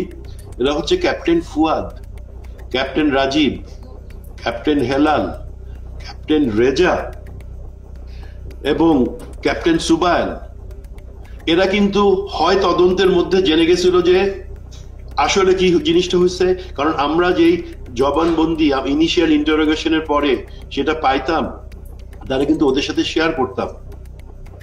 এবং এই ক্যাপ্টেন রাজীব, ক্যাপ্টেন ফুয়াদ, তারা তো MSC থেকে বের হয়ে আসছিল, অস্ত্র নিয়ে বের হয়ে আসছিল যে তারা ঢুকে অফিসারদের উদ্ধার করবে। এই সমস্ত অফিসারকে করলো কি, কয়েকদিন পরে, বিডিআর ঘটনার কয়েকদিন পরে তারা এখানে একটা ভয়ঙ্কর খেলা খেলে। তাদের ধারণা থেকে এই অফিসাররা যদি বাইরে থাকে বা জীবিত থাকে তাহলে কিন্তু সত্যটা প্রকাশ পেয়ে যাবে যে এর মধ্যে ভারত জড়িত, এর মধ্যে আওয়ামী লীগ জড়িত, আওয়ামী লীগের কোন কোন নেতা জড়িত। হঠাৎ করে ডিবির মনিরুল ইসলাম এবং র্যাবের তখন লেফটেন্যান্ট কর্নেল জিয়াউল হাসান, খুনি জিয়াউল হাসান, তারা প্রথম আলোর সাথে মিলে একটা চক্রান্ত করলো। চক্রান্তটা কিভাবে, এই যে 5 জন অফিসারের নাম বললাম তারা কিন্তু তখন বিভিন্ন দপ্তরে চাকরি করতেছে, তদন্তে সাহায্য করতেছে। তারা বেশি সবাই কমান্ডো, সবাই বাংলাদেশ সেনাবাহিনীর সব থেকে প্রশিক্ষিত অফিসার, পেশাদার অফিসার, তারা কাজ করতেছে তাদের অফিসে। প্রথম আলোর নিউজ আসলো যে তাপসের উপরে যে বোমা হামলা হয়েছে, মনিরুলের উদ্ধৃতি দিয়ে, মনিরুল প্রথম আলোকে দিয়ে এই চালটা চাললো যে যে তাপসের উপরে বোমা হামলা হয়েছে সেটাতে সম্ভবত আরো 7 জন জড়িত আছে যারা সেনাবাহিনীর অফিসার। তার 2 দিন পরে প্রথম আলো আবার একটা নিউজ ছাপলো, আবারও মনিরুলের উদ্ধৃতি দিয়ে। সেই মানে পুলিশের ডিবির মনিরুল, পরে যে সিটিআইটি অর সামথিং সেটার প্রধান ছিল, তার বুদ্ধিতে কি আসলো, এই সমস্ত অফিসারকে সেনা কর্তৃপক্ষ অ্যারেস্ট করছে এবং তাদেরকে জিজ্ঞাসাবাদে তারা স্বীকার করছে যে তাপসীর উপরে তারা গ্রেনেড হামলা চালাইছিল, বোমা হামলা চালাইছিল। তখনও কিন্তু সে অফিসাররা পেপার দেখে, তারা অফিসে বসে পেপার দেখে দেখতেছে, প্রথম আলো লিখছে যে তাদেরকে নাকি অ্যারেস্ট করা হয়েছে কয়েকদিন আগে এবং তারা নাকি স্বীকারোক্তিমূলক জবানবন্দি দিছে যে তারা তাপসকে হত্যার চেষ্টা করছিল। তৃতীয় দফায় 2009 সালের সেপ্টেম্বর মাসে ব্রিগেডিয়ার জেনারেল আজমি সহ 7 জনকে বহিষ্কার করা হয়, যাদেরকে পরবর্তীতে লম্বা সময় গুম রেখে নির্যাতন করা হয়েছে। সবশেষ বিডিআর হত্যাকাণ্ড নিয়ে সরব ছিলেন এরকম অন্য কর্মকর্তাদেরকে চিহ্নিতকরণের কাজ চলতে থাকে।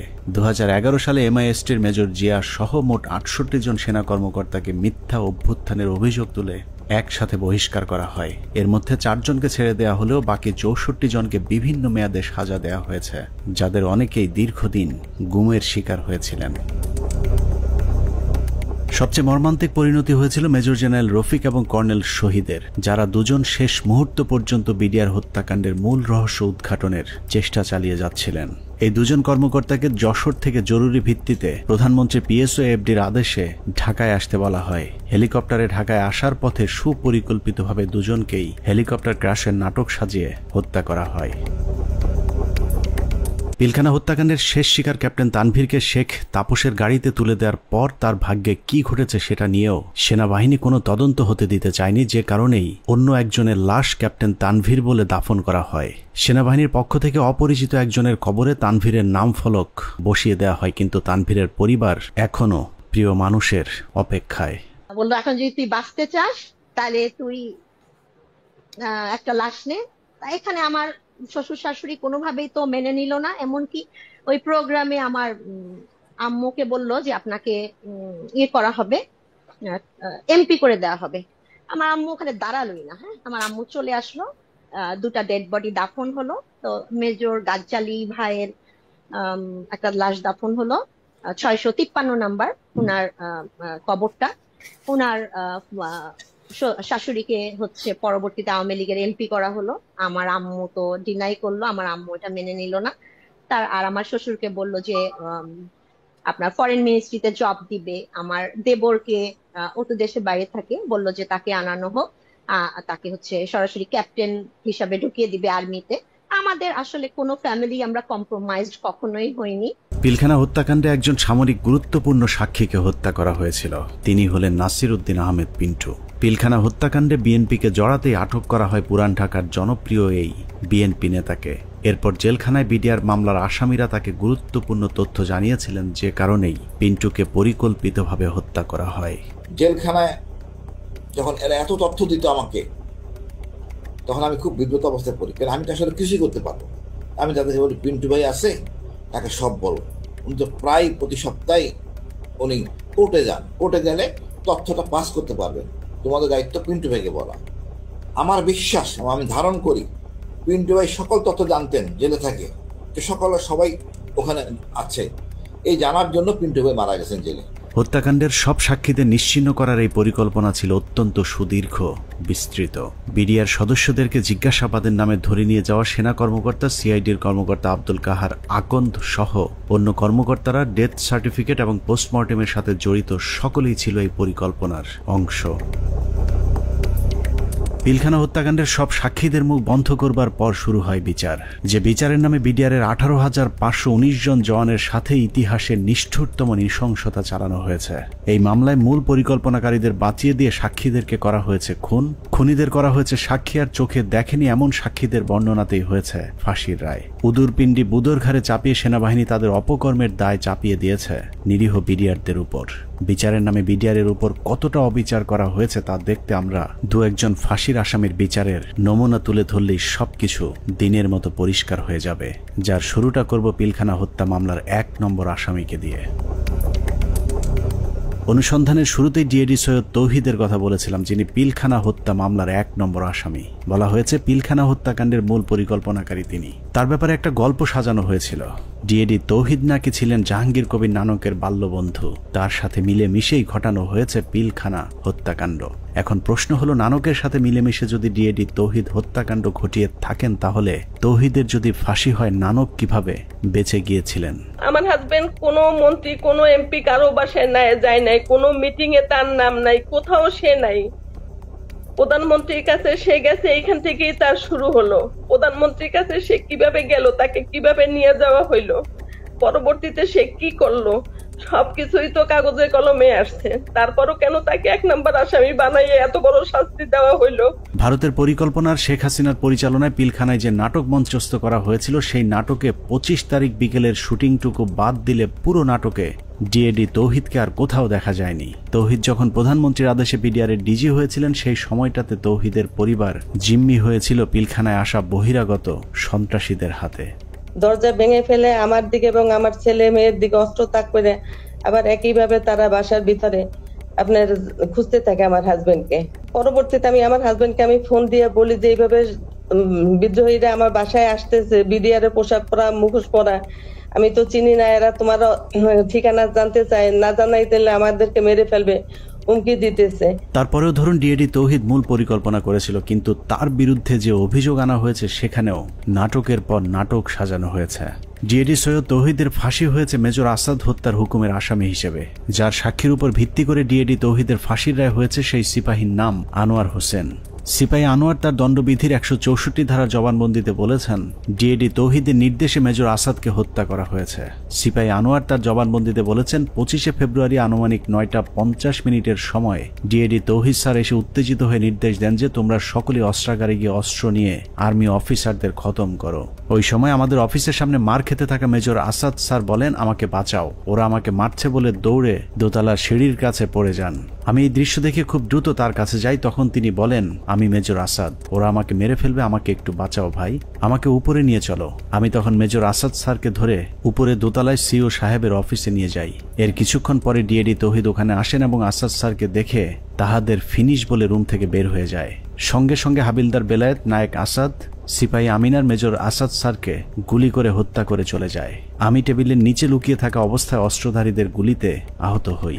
সিপাহী আনোয়ারের সাজানো গোছানো এই স্ক্রিপ্টটি শুনে অবিশ্বাস করার কোনো উপায় নেই, কিন্তু সমস্যা হলো হাসিনার পরিচালিত নাটকে যেই ডিএডি তৌহিদকে দিয়ে মেজর আসাদকে হত্যা করানো হয়েছে, সেই ডিএডি তৌহিদকে আমরা নাটকের অন্য আরেক জায়গায় আবিষ্কার করেছি। 4 তলায় নিয়ে গেল, টয়লেটের মধ্যে ডিএডি তৌহিদ লুকায় আছে। তো আমি তুমি কি দরবার হলে ছিল না? ও বলল না স্যার, আমি দরবার হলে ছিলাম না। লেফটেন্যান্ট কর্নেল কামরুজ্জামান বিডিআর হত্যাকাণ্ডে বেঁচে ফেরা আর্মি অফিসারদের মধ্যে একজন, যার চোখের সামনে বিডিআরের ডিজি সহ বেশ কয়েকজন কর্মকর্তাকে গুলি করে হত্যা করা হয়, যেই গুলিতে তিনি নিজেও আহত হয়েছিলেন। ডিজি মহোদয় জাস্ট ফার্স্ট স্টেপটা দিলেন, এসে ডিজিকে প্রথমে গুলি করলেন। আমারও একটা গুলি লাগলো এখানে এসে।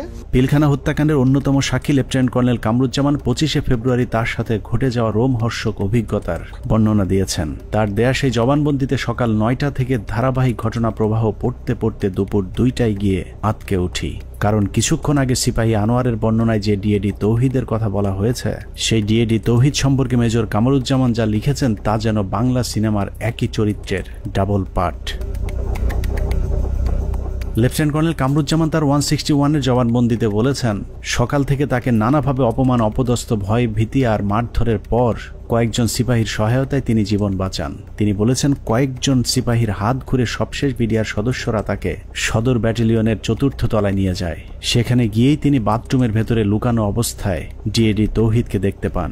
লেফটেন্যান্ট কর্নেল কামরুজ্জামানের তথ্য অনুযায়ী ডিএডি তৌহিদ কামরুজ্জামানকে বাথরুমের ভেতরে লুকানোর সুযোগ করে দিয়ে নিজে জীবনের ঝুঁকি নিয়ে বাইরে বসেছিলেন, আর সেটাই কাল হয়ে দাঁড়িয়েছিল ডিএডি সৈয়দ তৌহিদের। ডিএডি তৌহিদ বাথরুমের ভেতরে লুকিয়ে থাকলে বিদ্রোহীদের নেতা সেজে প্রধানমন্ত্রীর কাছে দেখা করতে যেতে হতো না। কামরুজ্জামানের বক্তব্য যদি সত্যি হয় তাহলে ডিএডি তৌহিদ নির্দোষ, আর যদি মিথ্যে হয় তাহলে লেফটেন্যান্ট কর্নেল কামরুজ্জামানকেও গ্রেফতার করে জিজ্ঞাসাবাদ করতে হবে, কারণ দুজনের বক্তব্যই একই সাথে সত্য হওয়া সম্ভব নয়। ডিএডি তৌহিদ কিভাবে বিদ্রোহীদের নেতা হয়ে প্রধানমন্ত্রীর সাথে দেখা করতে গিয়েছিলেন সেই বর্ণনা খুঁজে পেয়েছে আরেকজন ডিএডির ১৬৪ ধারার জবানবন্দিতে। ডিএডি আব্দুর রহিম তার জবানবন্দিতে বলেছেন, পিকআপ হতে একজন সৈনিক আমাকে মন্ত্রী আসলে কথা বলার জন্য বললে আমি বলি ভেতরে আরো ডিএডি আছেন। এরপর আমি পিকআপ নিয়ে ডিএডি তৌহিদকে খুঁজতে যাই। সদর ব্যাটালিয়নের ৪র্থ তলায় তৌহিদ সাহেবকে দেখতে পাই। তারপর তৌহিদ সাহেব বলেন, বাথরুমে আমার প্রাক্তন sector commander lieutenant colonel Kamruzzaman sir লুকিয়ে আছেন। স্যারের সাথে দেখা করি, তারপর ডিএডি তৌহিদ সহ ৪ নম্বর গেটে যাই। এভাবেই ডিএডি তৌহিদ পিলখানার কথিত বিদ্রোহের মূল পরিকল্পনাকারী হয়ে গেলেন। ডিএডি আব্দুর রহিম এবং লেফটেন্যান্ট কর্নেল কামরুজ্জামানের জবানবন্দিতে এটা পরিষ্কার যে ডিএডি তৌহিদ ২৫ তারিখ বিদ্রোহের নেতৃত্ব দেননি, বরং বাথরুমে লুকিয়েছিলেন।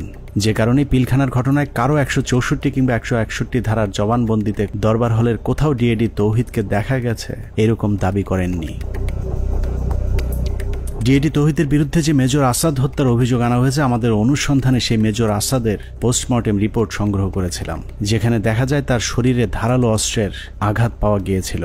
কিন্তু সিপাহী আনোয়ার তার জবানবন্দিতে বলেছেন, ডিএডি তৌহিদের নির্দেশে হাবিলদার বেলায়েত, নায়েক আসাদ এবং সিপাহী আমিনার ৩ জন মিলে গুলি করে মেজর আসাদকে হত্যা করেন।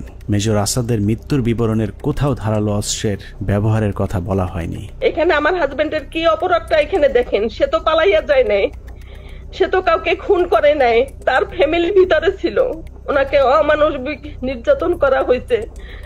এমন কোন নির্যাতন নাই যে ওনাকে না করা হয়েছে। এখন শরীরের প্রতিটা অঙ্গ প্রত্যঙ্গ ড্যামেজ হয়ে যাইতেছে আস্তে আস্তে। শেখ হাসিনার কাছে নিয়ে যাওয়া প্রতিনিধি দলের আরেক সদস্য ডিএডি মোহাম্মদ আব্দুল জলিল শেখ। হসপিটাল ইউনিটের কোয়ার্টার মাস্টারে কর্মরত থাকা ডিএডি জলিল গোলাগুলির শব্দ শুনে হাসপাতালের অন্য সহকর্মীদের সাথে সিগন্যাল মেসের ভেতরে অবস্থান নিয়েছিলেন। সেখান থেকে বিকেলে প্রধানমন্ত্রীর সাথে সাক্ষাতের জন্য তাকে জোর করে নিয়ে যাওয়া হয়। মুখোশধারী সৈনিক আব্বুকে ধরে গাড়িতে তুলে ৪ নম্বর গেটে নিয়ে আসে প্রধানমন্ত্রীর সাথে দাবি দেওয়া নিয়ে আলোচনা করার জন্য। আব্বু সেখানে যেতে না চাইলে আব্বুকে মারধর করা হয় এবং হুমকি দেওয়া হয় যে এখানে তাকে গুলি করে হত্যা করা হবে। 3:30টার দিকে আব্বু আম্মুর ফোনে কল দেন, কল দিয়ে বলেন আব্বুকে যমুনায় নিয়ে যাওয়া হচ্ছে।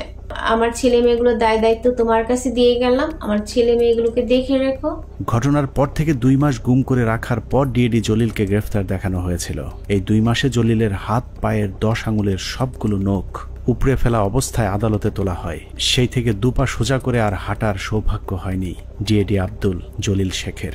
র্যাব 1-এ নিয়ে অমানসিক নির্যাতন করা হয়। আব্বুর হাত পায়ের নখ উঠায় ফেলা হয়, থেতলে আঙ্গুলগুলো থেতলে ফেলা হয়, পায়ের নখে সুচ ঢুকানো হয়, কারেন্টের শর্ট দেওয়া হয়, পেনিসে। ডিএডি জলিলকে যাদের সাক্ষীর উপর ভিত্তি করে ফাঁসি দেওয়া হয়েছে সেখানে বেশিরভাগ সাক্ষী বলেছে টেলিভিশনে দেখেছি, পত্রিকায় পড়েছি বা অমকের কাছে শুনেছি, কিন্তু কেউ ডিএডি জলিলকে কোথাও কাউকে হত্যা, লুটপাট কিংবা ধর্ষণ করতে দেখেননি। এসব সাক্ষীদের একজন মেজর জায়েদি, তিনি জানিয়েছেন কিভাবে তাকে ডিএডি জলিলের বিরুদ্ধে সাক্ষ্য দেওয়ানো হয়েছে। তাকে আমি উক্ত এলাকায় দেখেছিলাম এবং আমি শনাক্ত করতে পেরেছিলাম, বাট তার নাম জানতাম না। জেনারেল আজিজ, তদানীন্তন Dhaka sector commander colonel Aziz আমাকে জানিয়েছিলেন উক্ত অফিসারের নাম ডিএডি জলিল। তার মুখ ভর্তি দাড়ি ছিল, চাপা দাড়ি। দাড়িওয়ালা এক ব্যক্তিকে ডিএডি আব্দুল জলিল বানিয়ে ফাঁসি দিয়ে দেওয়া হয়েছে, অথচ আমাদের হাতে 2009 সালে পিলখানা হত্যাকাণ্ডের দিনের একটি ভিডিওতে দেখা যায় ডিএডি জলিলের মুখে কোনো দাড়ি নেই। এখন প্রশ্ন আসতে পারে, পিলখানা হত্যাকাণ্ডের সাথে কি তাহলে কোনো বিডিআর সদস্য জড়িত ছিল না? অবশ্যই ছিল, কিন্তু যারা জড়িত ছিল তাদেরকে এই মামলায় শাস্তি দেওয়া সম্ভব নয়, কারণ মামলার মূল উদ্দেশ্যই ছিল পিলখানা হত্যাকাণ্ডের বাকি কাজ সম্পন্ন করা। এখানে সিপাহী মাহিন এবং লেদার লিটনের মতো হত্যার মূল পরিকল্পনার সাথে জড়িত আসামিকে ভারতে পাঠিয়ে দেওয়া হয়েছে। লেদার লিটনের বাবা সাবেক সুবেদার এবং আওয়ামী লীগ নেতা তোরাব আলীকে সুনির্দিষ্ট অভিযোগ থাকার পরেও ছেড়ে দেওয়া হয়েছিল। অন্যদিকে যারা শুধুমাত্র বিডিআরের ডিজিকে জিম্মির পরিকল্পনার সাথে জড়িত কিন্তু হত্যাকাণ্ডের পরিকল্পনার কথা জানতেন না, তাদের বেশিরভাগকে জিজ্ঞাসাবাদের নামে হত্যা করা হয়েছে। বাদবাকি যারা আছেন তাদেরকেও ফাঁসির রায় দিয়ে হত্যার পরিকল্পনা ছিল, যেন আওয়ামী লীগের কোন কোন নেতা এই হত্যাকাণ্ডের পরিকল্পনার সাথে জড়িত তাদের নাম কেউ জানতে না পারে। পিলখানা হত্যাকাণ্ড যে বিডিআরকে ধ্বংস করে দেওয়ার জন্যই করা হয়েছিল তার প্রমাণ হাস্যকর এই মামলায় 18,519 জন বিডিআর জওয়ানকে আসামি করা। এদের মধ্যে বেশিরভাগ বিডিআর জওয়ান নির্দোষ প্রমাণিত হলেও কাউকেই চাকরি ফেরত দেওয়া হয়নি। উল্টো যাদেরকে ছেড়ে দেওয়া হয়েছে সবার কাছ থেকে বড় অঙ্কের টাকা নিয়ে তারপর তাদেরকে মুক্তি দেওয়া হয়।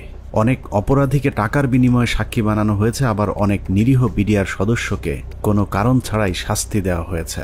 2009 সালের 25 ও 26 তারিখে বিডিআর পিলখানায় ঘটে যায় বিডিআর বিদ্রোহের নারকীয় হত্যাকাণ্ড। এই হত্যাকাণ্ডের সময় সে 9 দিনের ছুটিতে বাড়িতে অবস্থান করে। সে ছুটিতে থাকার কারণে তাকে সেই অভিযুক্তের বাইরে রাখা হয়। পরবর্তীতে সিআইডি দীর্ঘ 7 মাস পর 2009 সালে সেপ্টেম্বর মাসের 10 তারিখে তাকে কর্মরত অবস্থায় গ্রেপ্তার করে জেল হাজতে প্রেরণ করে। এই মামলার বিচার কার্য শুরু হয় বকশীবাজার আলিয়া মাদ্রাসা মাঠে। রায়ে তাকে যাবজ্জীবন কারাদণ্ড দেওয়া হলো। দীর্ঘ শুনানি শেষে 2017 সালে এই মামলার রায় প্রদান করা হয়। রায়ে আমার ছোট ভাই আতিকুর রহমানকে খালাস প্রদান করা হয়। তখন এই জামিনের বিরোধিতা করে রাষ্ট্রপক্ষ সুপ্রিম কোর্টে আপিল করে। এমতো অবস্থায় এখনো পর্যন্ত আমরা কোনোভাবে আমার ছোট ভাইয়ের মুক্তির কোনো ব্যবস্থা করতে পারিনি। আমার ছোট ভাই যে ছুটিতে ছিল, যে সে নির্দোষ, এটি সবকিছুতে প্রমাণ হয়ে গেছে। তাকে মুক্তি দেওয়া আমি মনে করি যে এটা সরকারের দায়িত্ব। এভাবেই চলেছে পিলখানা হত্যাকাণ্ডের বিচারের নামে অবিচার। আতিক থেকে তৌহিদ পিলখানা হত্যাকাণ্ডের বিচারের নামে 18,000 পরিবারের সাথে গেল 16 বছর যা হয়েছে তাই পৃথিবীর ইতিহাসে আর কখনোই হয়েছে কিনা আমাদের জানা নেই। মামলা, তদন্ত, জিজ্ঞাসাবাদ থেকে শুরু করে জবানবন্দি, কোথাও ন্যায় বিচার পায়নি বিডিআরের পরিবারগুলো। একটা ফ্যামিলি ধ্বংস হওয়ার মতো যা যা দরকার সবকিছুই ঘটছে আপনার ফ্যামিলিতে। বাংলাদেশের ইতিহাসে যদি 5 আগস্ট না আসতো তাহলে বিডিআরের এই আর্তনাদ হয়তো উঁচু লাল দালানের বাইরের কেউ শুনতে পেত না। বিডিআরের পরিবার কারো করুণা চায় না, তারা চায় ন্যায় বিচার।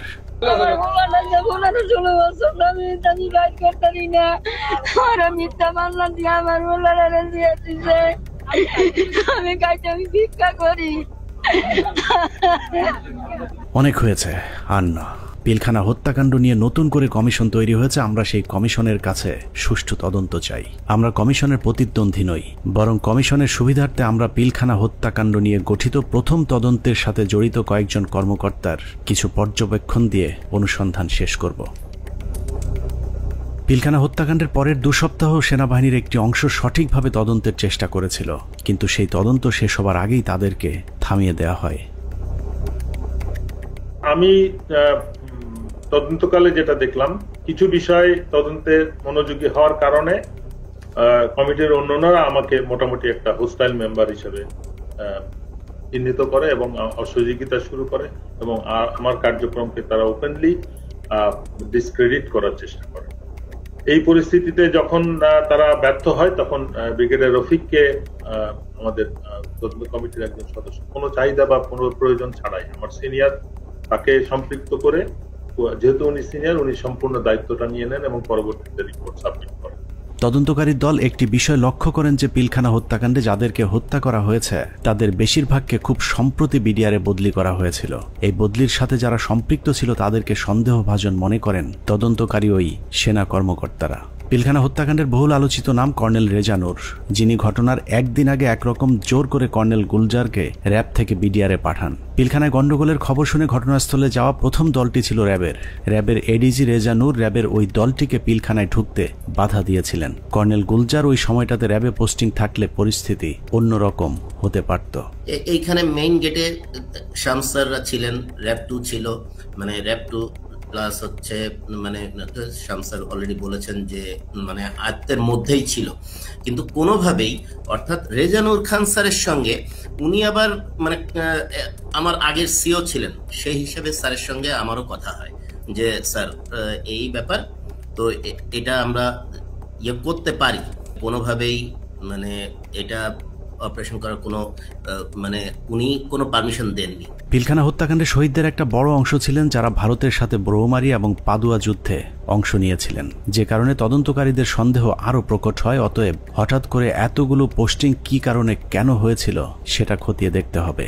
তখন আমি স্যারকে প্রশ্ন করেছিলাম যে স্যার এই যে পোস্টিং গুলো হলো, আপনি তো নিজেই পোস্টিং গুলোর সাথে যুক্ত ছিলেন, আপনি কি আমাকে বলতে পারেন যে 57 জন অফিসারকে কেন আপনারা গত 3 মাসে একসাথে পোস্টেড করলেন? আপনারা কি জানতেন স্যার এখানে ওনাদেরকে মেরে ফেলা হবে?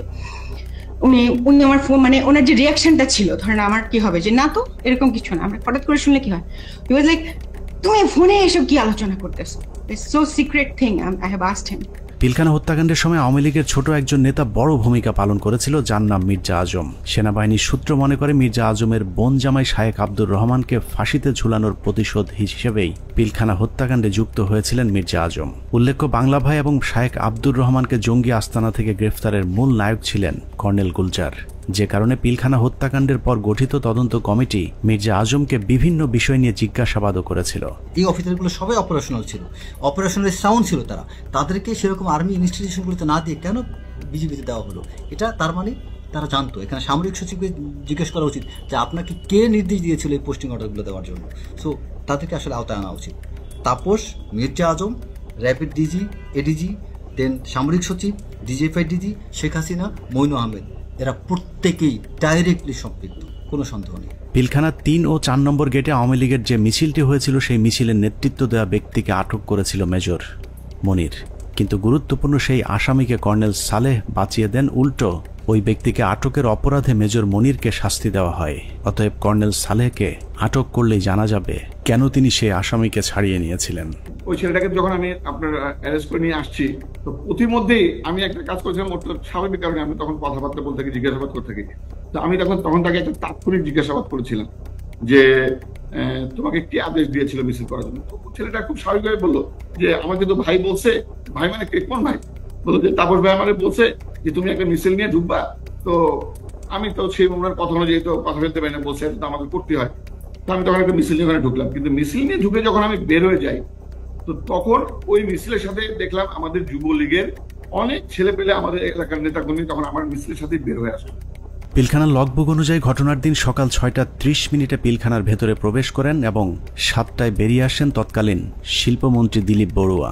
আধা ঘন্টার সময় তিনি কাদের সাথে কি কথা বলেছেন সেটা বের করতে হবে। আওয়ামী লীগের সাবেক আরেক এমপি শুনছিলেন আমাদের বক্তব্যটা এবং বুঝতে পেরেছেন এই শেখ হাসিনা এই যে পিলখানার ঘটনা, সেটি কিন্তু তিনি পরিপূর্ণ জানতেন এবং এই ঘটনার সাথে তিনি কিন্তু সরাসরি জড়িত ছিলেন এবং তার পরামর্শেই কিন্তু তিনি এই পিলখানার এই হত্যাকাণ্ড চালানো হয়েছে এবং যারা চালিয়েছেন তারা কিন্তু সবাই আওয়ামী লীগের দোসর ছিলেন, আওয়ামী লীগের কথা অনুযায়ী কিন্তু এই কাজটি করেছেন। অর্থাৎ তারা যখন দেখলো যে এদেরকে বাঁচিয়ে রাখলে হয়তো আমাদের ক্ষমতায় বিশাল একটি সমস্যার কারণ হতে পারে, সেই বিষয়টি কিন্তু পরিকল্পনা করে এবং সেই বিষয়ের উপর গুরুত্ব দিয়ে কিন্তু সবাইকে নির্মমভাবে আটকে রেখে হত্যা করা হয়েছে। অতএব শেখ হাসিনা কিন্তু সেই হত্যাকাণ্ডের জন্য বিডিআর সদস্যদের যারা তার বিরোধিতা করছিল তাদেরকেও কিন্তু তিনি ফাঁসিয়ে দিয়েছেন এবং তাদেরকে জেলখানায় দিয়েছেন এবং ফাঁসি দিয়েছেন।